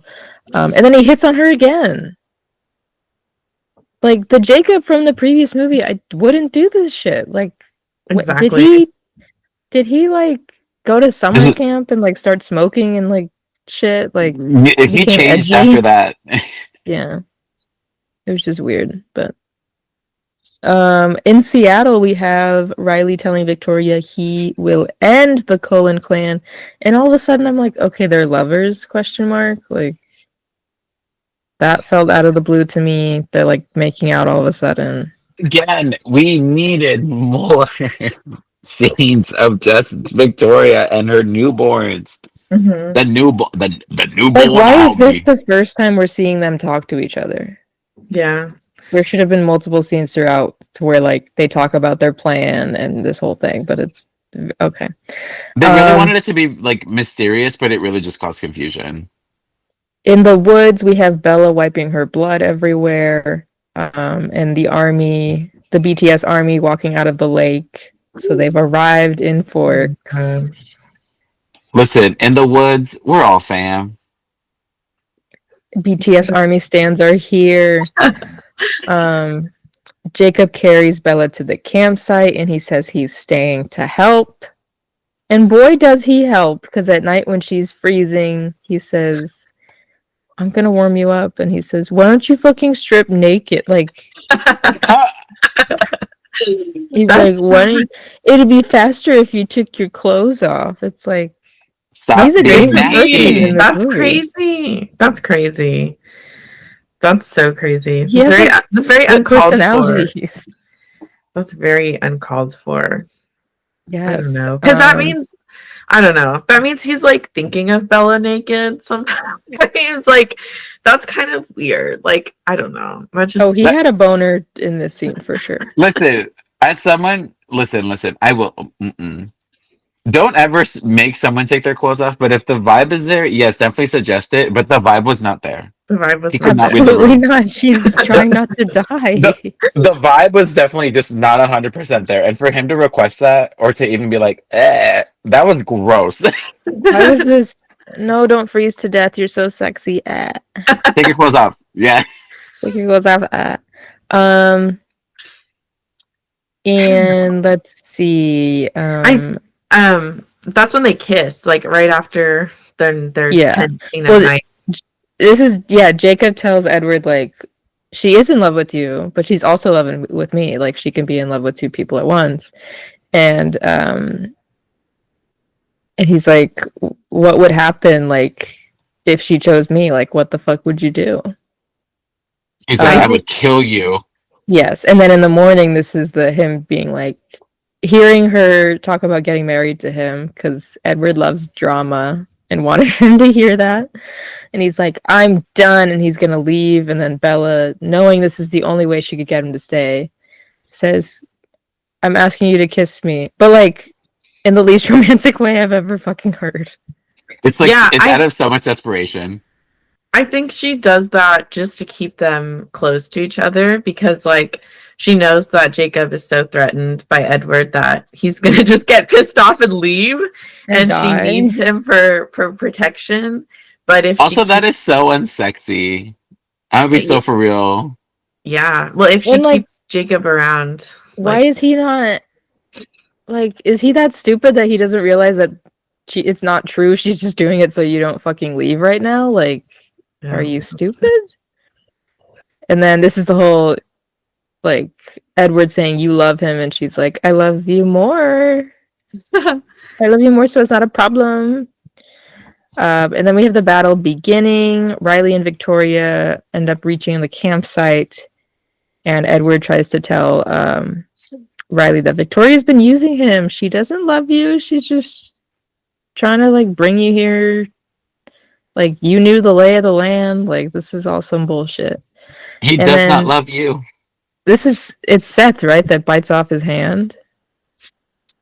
I think so. Stabbed as a wolf, yeah. Yeah. And then Victoria and Edward fight, and Riley kind of helps. And Bella cuts herself, much like the third wife did, Yeah. like, as a distraction. And then Edward, like, beheads Victoria, just, like, Yeah. cuts off her head. Love that. And I said, why? Okay, like, because then, like, she goes on fire. I'm like, why would her body light up like that? Oh, probably just whatever vampire bodies are made of. I think they have to burn them though. Like, They got, like, Will they regenerate? kerosene in their bodies. I don't know. I was I just don't like, know. dang, she must have drank, like, a bunch of vodka or something, because he threw that thing and just whoosh. I think it might be that thing of, like, they have to burn the bodies because if anyone ever finds this crystallized person, it would very much be like, what the hell is that? You know what I mean? Yeah, that makes sense. Let's see. We have the Volturi arriving in the woods. Wait, did we talk about Edward or Jacob getting crushed? Well, that's this now. So the wolves are attacking. Who is that guy that shows up that they're attacking? I think one of the it's blonde just bitches? it's just a random like person from the army, from the Okay, just a newborn random army. newborn. Yeah. Yes, and then Jacob gets hurt. And then My thought here was that, like, he's always so sickly. Like, not always, but you know, he gets the physical effects of, like, fighting these supernatural beings, and so he's always getting, like, injured, like, and laying in bed and like, you know, sick. Get up, girl. Damn. and we have the Volturi walking so slow. I wrote Volturi boring. My notes. Like, they're barely in this movie. They just come in, they walk so slow. It's like, why are you even here? How much did Dakota Fanning get for this fucking movie? Because she's in, like, 2 scenes. Lots A of lot. money, probably. And good for her, A girl. lot. Get that bag. But There- and then Yeah. I said, now why is this little girl here? Oh, Because, yeah, Little Miss, who, like, again, out of nowhere, what's her story? What's her drama? I get. I'm supposed to feel sympathetic for her, but I'm also like, girl, just leave. I've never met you she before. has her own. She has her own spin-off book, and it's, like, really short. I've never read it, but it's called The Short Second Life of Bree Tanner. And I think it came out, like, around the same time as all the Twilight books. I don't remember, or maybe it was. I don't remember when it came out, but yeah, I never read it. Yeah. Okay. This plot, they were go girl, give us nothing, because we got no info about this girl. They're just like, okay, Dakota Fanning's like, okay, kill her, and they do. So, because the Cullens are like, she's just a girl. She doesn't Yeah. meet any harm. She's brainwashed. The, like, one line that the mom gets in this movie. Yeah, and they make Esme look so much older and, like, more fierce, in my opinion, like, with her dark hair. She just looks like she has a more serious role, but then, yeah, she's not really doing anything. Yeah. He's just kind of there. And then on the reservation, we have Carlisle helping Jacob, re-breaking his bones. And he's like, he'll be fine. Like, he just needs to get over it. Yeah, he'll hurt, but he'll be fine. Yes. Bella tells Jacob that her feelings for him don't change anything. This doesn't change nothing. And then end of this fucking movie, Bella and Edward are back in this damn flower field, right where we began, and they set a fucking date. Because Alice the party planner needs a fucking date for this wedding. The song that they use called All Yours. When I watched this movie in college, like I had to loop that song because I liked it so much. I thought it was so good, and then when I saw it this morning, I was like, "Oh yeah, I used to love this song. I play this all the time." I'll have to listen to it. I'm about to find the soundtrack. Well, these soundtracks are very much, they feel very like fall, so it's the time. It's Twilight season. It is Twilight season. Do you know who it was from or who it was by? No, let me see. It's by Metric. Metric. Metric. Love those girls. But yeah, and then at the end of the movie, they're like, now we have to do something really dangerous. So we have to tell Charlie. Ha ha ha ha ha ha. That's funny. And then I get Looney Tunes. That's all, folks. I think I get really sad for Charlie in the last two Breaking Dawn movies because he starts asking like, Bella's really sick and I can't see her. Like she went to a hospital in Switzerland, but I can't like go see her. They told me to stay here. And then finally, does he never find out? No, he does. I don't know if he finds out about vampires, but he finds out about werewolves, and then he meets Renesmee, and that's when they say like, "Oh, we adopted her while we were in Switzerland or something." We adopted this doll of a baby. Oh my god. There's some of the actors have talked about like what it was like to see the doll, and like Stephanie Meyer's reaction of like she just didn't say anything at all, and like everyone knew that it was really bad, but they couldn't do anything. Yeah, they just had to keep going. So yeah, and that doll is in Forks, I think. Like you can go see it in a museum. That is so embarrassing. I need to see it one day. I need to look that thing in the eyes. Well, yeah, that's the movie. So let's dive into some IMDb reviews. IMDb. IMDb. IMDb. IMDb. Tell me what this person has to say about Dakota Fanning. Okay, this is from 2020. I tried to find ones from different years just because people are rewatching them and putting new reviews out there. So this is from 2020, and it says, please, okay, wait, this is 1 out of 10 stars. It says, please quit casting Dakota Fanning. She just cannot act anymore. She ruined this movie as she did with the previous ones. She was so talented as a child. Now she is a has-been. Okay.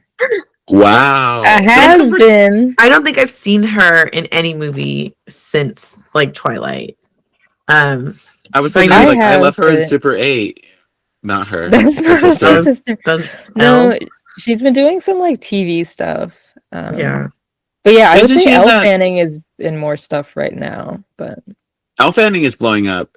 Isn't Dakota in like that like weird Victorian witch show or whatever the fuck? Victorian so. Witch. Is it she's new? like, yeah, like it's I think like she's it's on set like in, an like, Apple TV show or some shit right now. it's like set in like Victorian London or some shit like that, or like America, and like she's either like a detective or like it's paranormal in some sort of fashion, I think. Oh yeah, and then she was in that movie that Shyamalan's daughter directed, The Watchers. Yes, which I still have to watch. Me too, which I still have to watchers. Okay. Are you talking about Next Ripley? She's in Ripley. Is that the one you're talking about? I don't know. Okay. Anyways. Okay, next one. This is from 2010, and it's 5 out of 10 stars.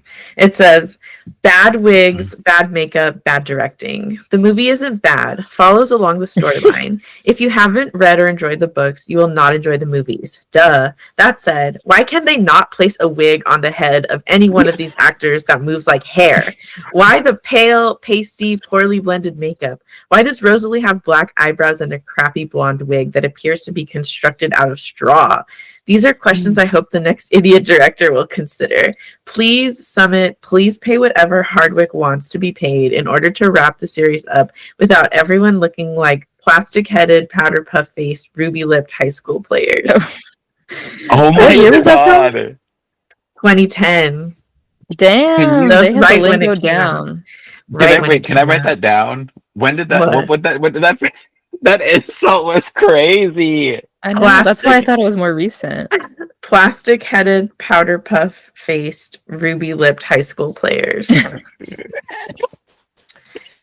I'll send you the review. I mean, they're please. not wrong. I want it so bad. I want that so bad. I want to fucking put that on a fucking banner and fly it around. Okay. Well, oh wait, do you have more? Oh, I have one more. Okay, go ahead. Hell yeah. Okay. This is 10 out of 10 from 2011. So it came out like a year after the movie came out. It says, great movie. Okay, I'm not a diehard Twilight fan. I'm not part of any team, and I don't want to have Robert Pattinson's babies. LOL. I do, however, enjoy these movies very much. The acting has steadily improved, and I would definitely recommend these to only those people who are not closed-minded people who don't have a life. Like I said, I'm not crazy for these movies, but I'm open-minded, and these have grown on me. In their defense, there are plenty of other movies that are a series to pick on. I collect movies. It's a hobby, and I learned that everyone has an opinion. So for those of you that hate this series, just keep your big mouths shut and get a life. Let people have their opinions. Let them get whatever small joys out of life they can. If you don't like these movies, state your opinion, but end it there. Don't write a long, drawn-out story about how you hate them. Let people like what they like. I'm definitely looking forward to going to the Breaking Dawn premiere this Friday. Oh my god, this Friday. That was They were doing their rewatch. It's so funny. Whoever that person was, they get me. They get me because I've always been the person that's like, maybe not the like let people enjoy their little happiness. Though now that's how I am. Like, let people get the joy that they want where they can, please. Like, just leave them the fuck alone. But also like I am that person that's like, I'm not gonna shit on this shit ass movie. Like, just go watch it. Like, Sarah knows this. I like some shit ass movies. I like some bad movies. But I also will hate on some movies real hard. Frenemies. But I'm not gonna dunk. I'm not gonna dunk on it when I can. That's not me. Yeah, Love like that as review. long as it's not hurting anybody. Also, who was the one before that one? It was giving. They were like, "Listen, I don't have a problem with gay people. Just don't be gay in front of me." That's what it was like giving. Oh my gosh. I love gay people. Just I don't need to see it. If a movie's bad, I just won't watch it. So funny. That's what they're saying. Well, what are our final thoughts on the movie, and what would we give it out of 5 stars? Let's see. I know for me, I wrote. So I gave New Moon a 2 stars last time, and I wrote 1.5 for this after going back to see my New Moon thing because I said it felt so long and it was too love triangle-y. So I do like that it had more action, but I think just the love triangle-ness of it all was a bit too much for me. I think I'll go. No, you go. No, go ahead. I'll go after. Okay. I was gonna say, I think I'm just obsessed with that sequence of Jasper and Alex because every time I think of this movie, I get so like blind. I put blinder. I'm literally like, I don't see it. I choose to not see it until we talk about it because it's like I can only see that sequence, and I love it so. One, because Alice is just flipping. She's doing stunts. She's doing tricks. She's really showing the kids how to do it. She's teaching the children how to read. But like, I'm so obsessed with it, and I put blinders onto everything else because after talking about this, I was like, "Fuck!" There are so many things that are just like fucked up and like not great about this one. It's so kind of bad. When last night you were like, "That's probably my favorite." It's probably my favorite one, and it's just that sequence. That's the crazy part. It's just the sequence. And I kind of like the ending fight sequence is also really good. I think for all of its like lackluster things, like I do wish that there were more like I do wish this was more of like a flashback heavy like movie where it's like we're gonna give you more backstory that puts context as to why these characters are the way they are, leading into this final arc of like, because that would have been nice to see like why is everyone the way it is? Why does everyone support Bella the way they support Bella, or like yada yada X, Y, and Z? Why is the Volteri so involved with everything? Like, if they gave us more context, I feel like that would have made it a lot more sturdy, and it would have been maybe a plot like a divisive movie where it's like this didn't really have a storyline per se, but it didn't anyways. So like, what's the tea? Um, uh, I still like it. I still like it. I think it wanted to be something, but it just couldn't get there all the way. I'll give it a middle of the road 3. Because I still enjoy it. I still enjoy it. I still have fun with it. And But that's I think okay. but I think in retrospect, we can do some reshoots now. We can de-age a couple No. people. And then gosh. we can do our cut. Hmm. The Planet They- Weed cut. I just have a thought, like they wouldn't do like a reunion movie in the way that they do reunion TV shows now. Like I think it's like impossible because they're all way too old now, and it's like wouldn't work that way. But I can definitely see them doing like a what is it called? What's it, like a reboot or something? Not a reboot, but like they're just doing it again. Like I can see them making a new version, and maybe they have like Jasper B. Carlisle, the next Oh, generation. God. I guess the werewolves are allowed to age, right? Mhm. So I guess they could do like a spin-off same type of people. thing. But I Yeah. just don't know that like people would care enough. Yeah, probably not. It's racism. I think if the werewolves had their own show that like touched along the vampires, I think that would have been kind of cool.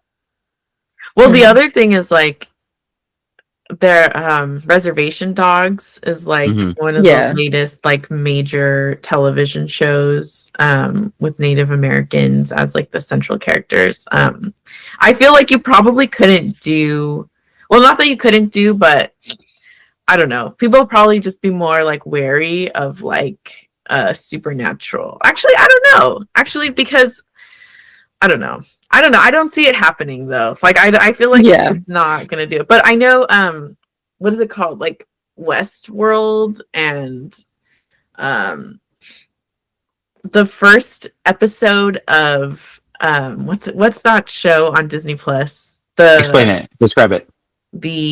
With Pedro Pascal. Mandalorian? Yeah, like the first episode of The Mandalorian has the character who plays Leah Clearwater, Julia Jones. Oh, okay. She's in, and she like, I don't know if they're technically like an indigenous like village of like, I don't know if they're technically indigenous within the context of the show, but like she plays someone, and so it's like there are so I take that back. Like there are shows of like supernatural and indigenous like storylines. I don't know if people would care for like the Twilight vampire, Twilight werewolf story to come back. I don't know. If they did it, it would definitely have to be like helmed by like native people, and like Stephanie would just get like a producer credit. Or just like thanks for giving us those books, babes. We're gonna go give us nothing. I mean, there's probably tons of like shows that I'm not even aware of, like of movies. So I mean, that definitely exists, but I haven't like seen it. But I'd be curious to know, like, if you were to like kind of look at the history of like Native American film, or in film, or what's the term?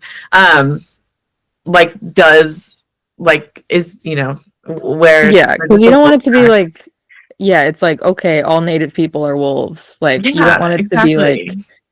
All Native people are supernatural. Yeah, that's what I'm saying. It would have to be like Native people at the helm.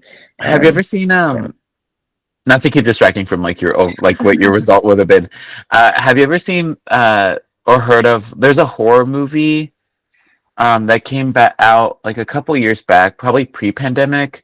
That was like there's like a vampire or like it's either a vampire virus or like a zombie virus but Native Americans aren't affected by it because of like just like the genetics are a little bit different, where it just they are immune. I wonder if that was helmed by like done with like indigenous people behind like the wheel of like the script and like the directing and stuff. But I'm wondering, I should look that up and then I'll send it to you because I think you might like it. I heard it was really good. I have yet to see it. It's on Shudder. Blood Quantum, is that Yes. what it's called? Yeah. Is it wait, I think let's make a Twilight connection because I think I know someone who's in this movie and I want to get it right. Like personally? No, like someone from Twilight. Yeah. Yes, I knew this. Okay, Kiowa Gordon is in Blood Quantum. And I remember him posting about that, and he plays one of the Wolfpack members. There's probably like other people. So yeah, I mean, that's interesting. I'm sure there's tons of like just movies to watch. That would be cool. Maybe I should look into that. I would love to watch more. Next podcast, we dive into Native American film. Yes. Native American representation in cinema. Cinema. Yes. So true. Yeah, Kiowa Gordon's in Blood Quantum. Yeah, I remember that.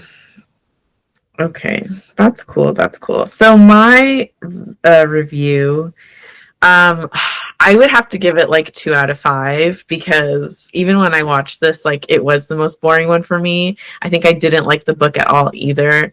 And I think it's just like it is the most Hollywoodified like story out of all of them. I think like they have to do this to get their money, to get their blockbuster status. Like they have to make a love triangle seem like really interesting, but I don't think it is. Like, and then just coming from a place of like having written and read so much about Bella as she makes her decision to be a vampire, I think, you know, the last 2 movies of Breaking Dawn are like the better ones in terms of like just in interest. I don't know, because we're seeing things that we're not used to seeing, like well, not used to seeing, but just the spectacle of like Bella giving birth and just like having to go through like her pregnancy, to me, like it's so shocking to see it.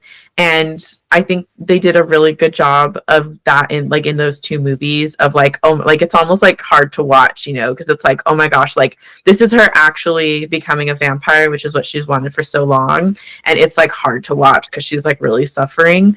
But the third movie is like a boring, slow, annoying, you know, and it's just her having to make that decision, and it's just like boring to watch. Like, and I think that's just life too. Like sometimes you're just like in like a, you know, in a whatever phase, and yeah, and I don't think the chemistry was there either in the way that it was in Twilight and New Moon between Edward and like Jacob and Bella.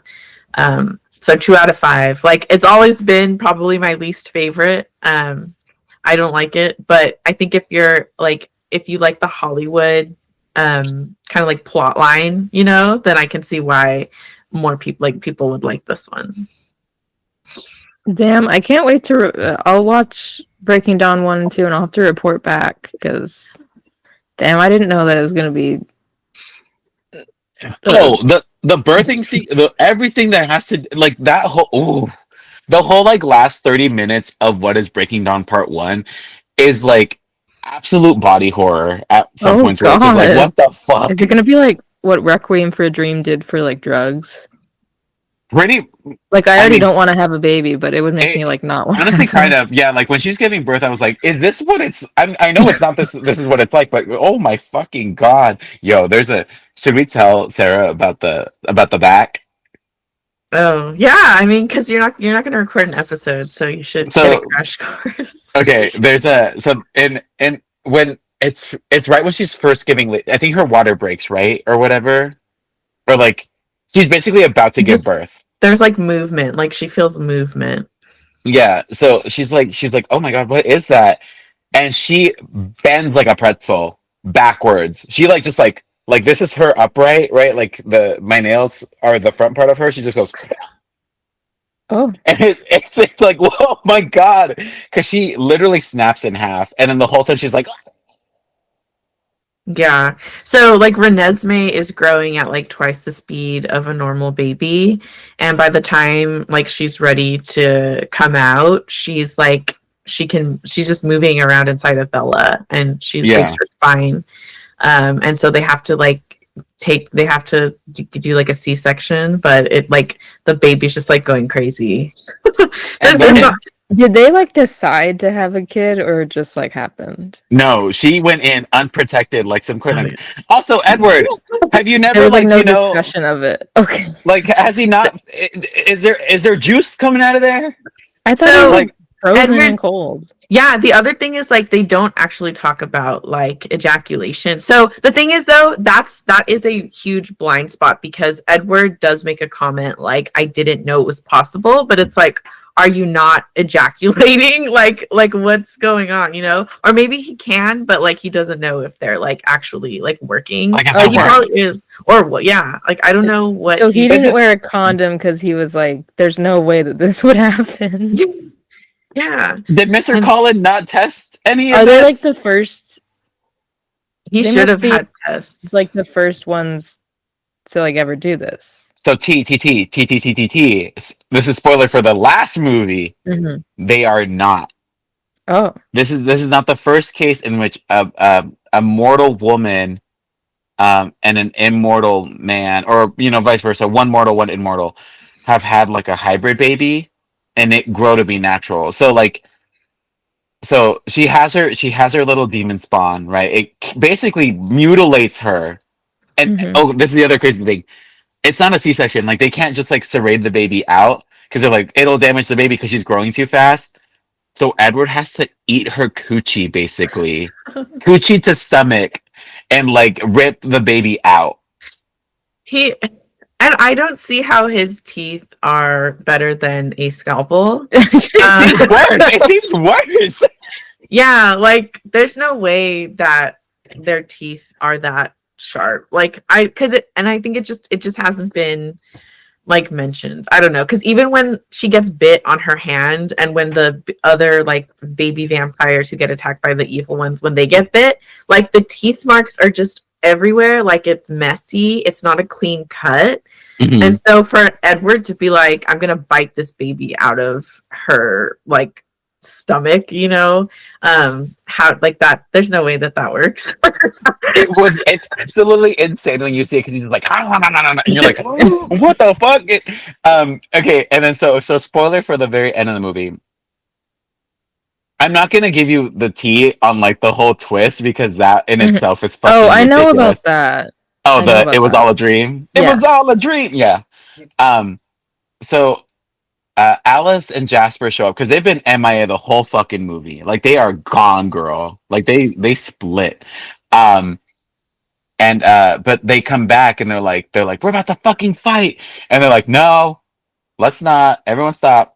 And Let's then be smart and bring it off. yes, Alice is like, she is not the first one. This has happened before. You just you just only focus on white people. Okay, you only care about white vampires because there's like I don't know if they were like indigenous or like Amazonian. Where are they from, Natalie? I don't remember. I don't even.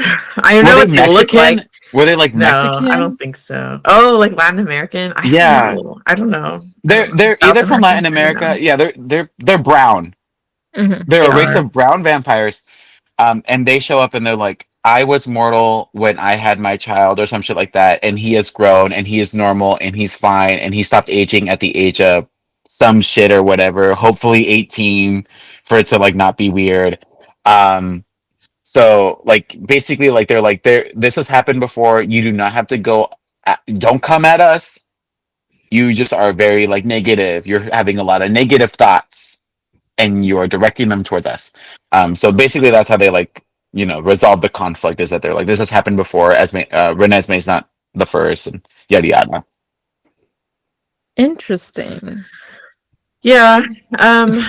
So I mean, that's Breaking Dawn is just like a very like different. I think Breaking Dawn, like part one, is a very different movie from all of them. Like Mm-hmm. And I think they did a really good job because like you really like it totally changes the vibe for me. Like it's no longer about the love triangle. It's like, oh, like Bella has made her decision and now we have to see like what actually happens. And I think it's really good. And I mean I think there was just a lot of stuff there that I used for my master's thesis, and it was just really well done. I think the movie was good. I think like that story, just the general like the story of her being pregnant is like the most interesting part of Twilight.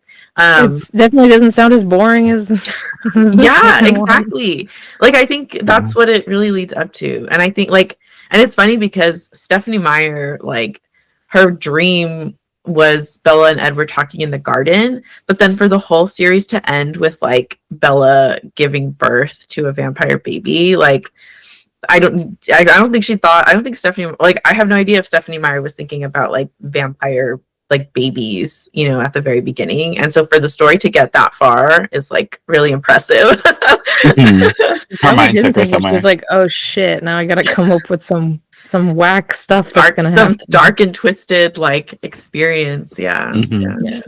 I will say I do kind of wish that this movie was like Breaking Dark Part 1. Like where it was just I agree. The love triangle thing was, I think the love triangle thing should have stopped by the second one. I think it should have been like, fine, if you're gonna be with him, be with him, but don't like come to. It would have been better if Jacob would have been like, don't come for me, don't come to me, like do not call me, do not come by my house, we're done. Right? If he had said that shit to Bella at the end of the second one, then it would have been like, oh fuck, okay, I just lost my friend. I'm doing with this. And now I have to go ask your help when these newborns show up, because now we're getting the flashbacks of all this other stuff that's going to lead into, yes, it could have been handled better. I think we can all agree on that. Well, Natalie, thank you for joining us again. Do you have anything you want to plug? Yeah, we can put your thesis me. in the comments again, or in the notes again for the description if anyone wants to read it. Okay, I think I have the PowerPoint still that I did, which would be good to share because it is on Breaking Dawn. But that's basically it. I am leaving social media, so I don't want to plug anything except fair. Peace of mind. But yeah, no, I'll send like the PowerPoint again because I think that was linked in like the first one. So that would be great. One of us. Well, one of me. Yeah. But no, thank you so much. It's been really fun. I was just thinking about like the first time that I listened to you and I was in college. So that was like, I think it was 2018. So like 6 years. I think that was 6 years ago. So it's been a really long time and I'm so happy that I met you both. It's been really cool. I'm always like, oh yeah, my friends have a podcast. And I've been on it a couple times. But yeah, no, it's great to see you. And I hope, you're doing well. And congratulations on an incredible run. You guys have a lot of content. You've done a lot. And so congratulations. Well, thank you. Not us getting emotional at the end of the episode. Well, thank you so much. If we end up doing the Planet Weird Halloween Town Oregon trip, we'll hit you up. I have your number, and yes, we're trying to get everyone out there. Wait, where? We want to go to the Halloween Town thing in Oregon. Oh, wait. Okay. I mean, we haven't planned it, but it's always in October, and we said maybe we should tentatively commit a plan. Let's just say if anyone, it's because it's open in October. Just everyone, if you want to go, don't book anything in October yet. Let your Octobers be free so far, guys. Let me know. All right. Well, thank you for not only listening, but coming on and giving us your expertise on these films. And being a friend, that's just, I think that's what made this podcast kind of special. It's like listeners became friends, became guests, became enemies. We're all gonna fight. Actually, this is all It's all a ploy. We're gonna bring everyone to Oregon just so we can bare knuckle box to see who's the strongest. Yes, exactly. Well, thank you. And Juan and we have to do our little boring outro, but TTYL. Hey, Talk thank to you you later. for having Bye. me. Talk to you Yeah, of later. course. Bye. Bye. Oh my God, she's so annoying. They were so done with us. No, of course, thank you to Natalie. And you're right. We've been getting random ass people. We said, "Oh, you tweeted us a bunch. Now we're friends, and now you're gonna come on the show." But yeah, I'm glad Natalie was able to come on here because honestly, I don't know. I don't know what the fuck is going on with these movies. I was like, you and her need to steer the ship here because I don't know what's going on. You did great. You did great. Thank you to Natalie for joining us again. Let's give a shout out to the one, the only.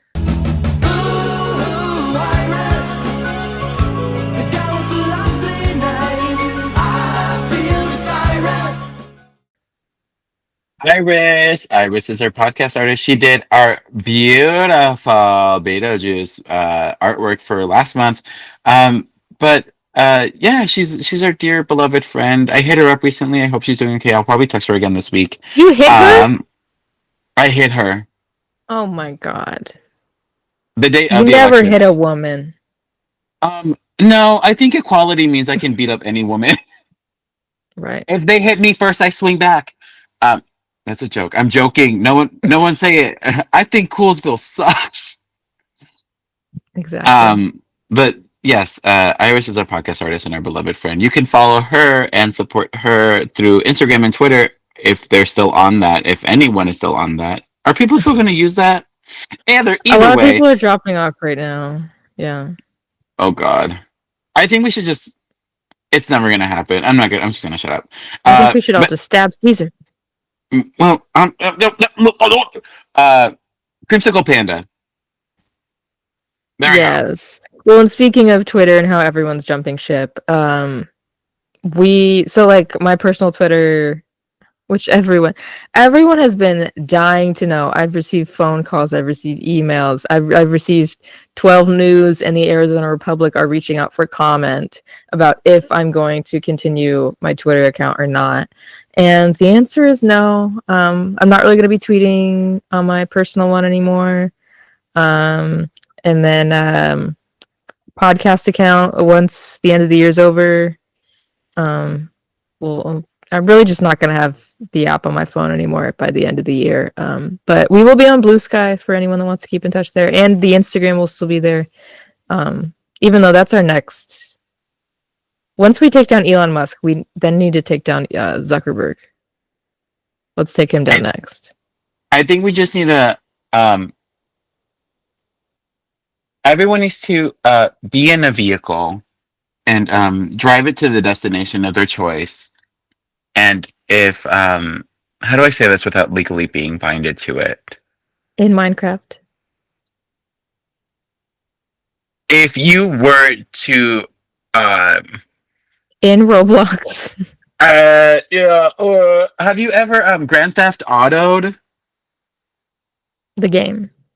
Yeah. The game Grand Theft Auto, you're driving, but you're driving so fast that the vehicle almost is a little uncontrolled.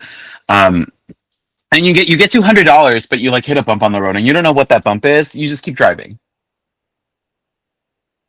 Yeah, so we're gonna be on Blue Sky and Instagram. I'll keep it going there. Blue Sky, by the way, is open. There's no like invite only thing now. It's so a lot of people are hopping over there or just getting off of text-based social media entirely, which is it's cool too. Good job. Anyways, but I mean, we are still on Twitter right now, but when the show ends, we'll just be on Blue Sky and Instagram. So follow us at Planet Weird Pod. We're also on Letterboxd. I'm a little behind on updating some of our ratings, but the idea is by the end of the show, all of our ratings will be there, which is just an average of both of our ratings on each movie, and then all of our reviews from this year's episodes will be on there. So follow us there. And then Oh, if you want to yeah. support us, you can support us on Patreon. We only got a couple months left, but you can still sign up for Patreon, patreon.com/planetweirdpod. If you do sign up, I would recommend doing it on a desktop, because if you do it on your iPhone, the App Store will charge you a fee. That's something they've started doing with a lot of apps.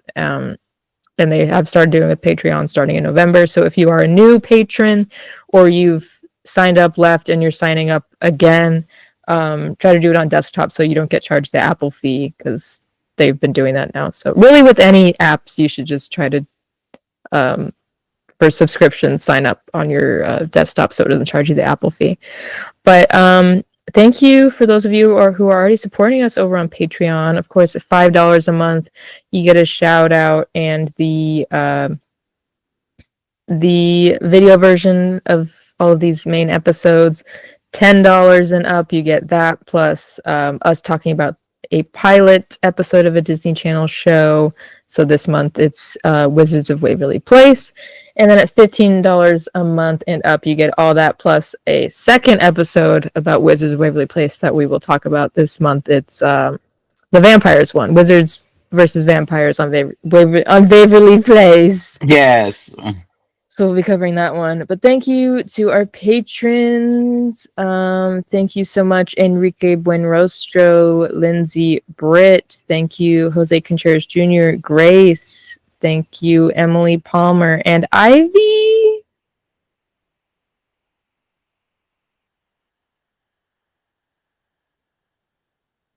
Silence. What's a G word for these fucking movies? I'm trying to think of something.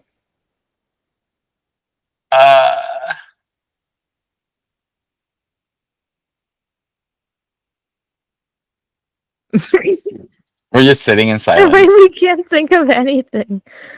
No one's like name starts with a G. No one. I don't know. Ivy. Good God, this almost sex scene is going on a long time, isn't it? That's your name. There you That go. whole thing. Also, we have merch. Obviously, links in the description. Tarot card pre-orders should be going out soon. I don't have them in hand yet, but they're being printed at the company that prints them. So those will be going out soon. Thank you to those of you that bought those and pre-ordered those. We have leftover merch, random stuff in the web store. TeePublic, we're going to have a new Twilight design. So hopefully it's already up there by the time you're listening to this. And all of our TeePublic profits from the month are going to be donated to NARF, as we usually do in November. That's the Native American Rights Fund. So yeah, if you want to get something and support NARF at the same time, then get like a sticker or shirt or something, I don't know, from TeePublic. Also, merch. I do want to do, and this is the first time I'm talking to you about this. I do want to do, like, we did our one zine about the spooky movies. I do want to do another zine, kind of just like celebrating the whole show and end of the show type of thing. One, if you want to participate, that's fine, or it can just be me. But also you, the listeners, if anyone wants to participate and do like a page about their favorite episodes or some shit like that, or maybe you don't, maybe you're like, go fuck yourself, and that's fine too. But if anyone wants to do that, let me know, because I'm gonna start planning out that stuff so that we can release that in December.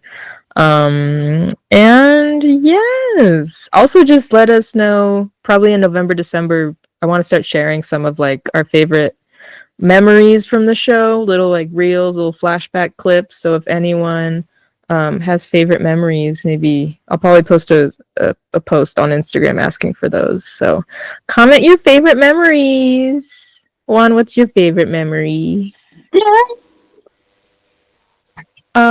You're getting noise gated, but I know what you're singing. So. Memory all alone in the moonlight. Okay, so his favorite memory is not anything to do with the podcast. It's actually when he and I watched Cats in 2020 over FaceTime, and were flabbergasted by the film. Next week, we'll be doing a Patreon episode on the Wizards versus vampires. What is with you today? Wizards versus vampires on Waverly Ways. Race? Right? But the week after that, we'll be back here on the main feed, closing out Not Harry Potter November. I forgot what it's called. Not Harry Potter November, talking about the Hunger Games catching fire. And Michelle will be back for that. That's a big one. That's a big one. Y'all better look forward to that. Why are we stopping every series on the last movie before it splits into like the double feature ending? That's just how it was. Maybe if the writers hadn't striked last year. No, I'm kidding. Wow. They needed to. Wow. But yes, we are stopping on Catching Fire. Does anyone care about Mockingjay? It's all right. I think like this is the one we really need to talk about. Everyone's obsessed with Catching Fire. Everyone loves to catch fire. Everybody loves this. A lot of people will be loving Catching Fire. A lot of people will be catching fire. A lot of people will be catching fire. So hope you're excited for that one. Otherwise, hope you are having an okay time in this totally normal state of the world and the country right now. Nothing crazy is going on. Nothing disappointing. Nothing scary. So we hope that you're okay and you're doing okay. And we will TTYL talk to you later. I mean, not really. We'll talk at you later. But yeah. Bye. Bye. Goodbye.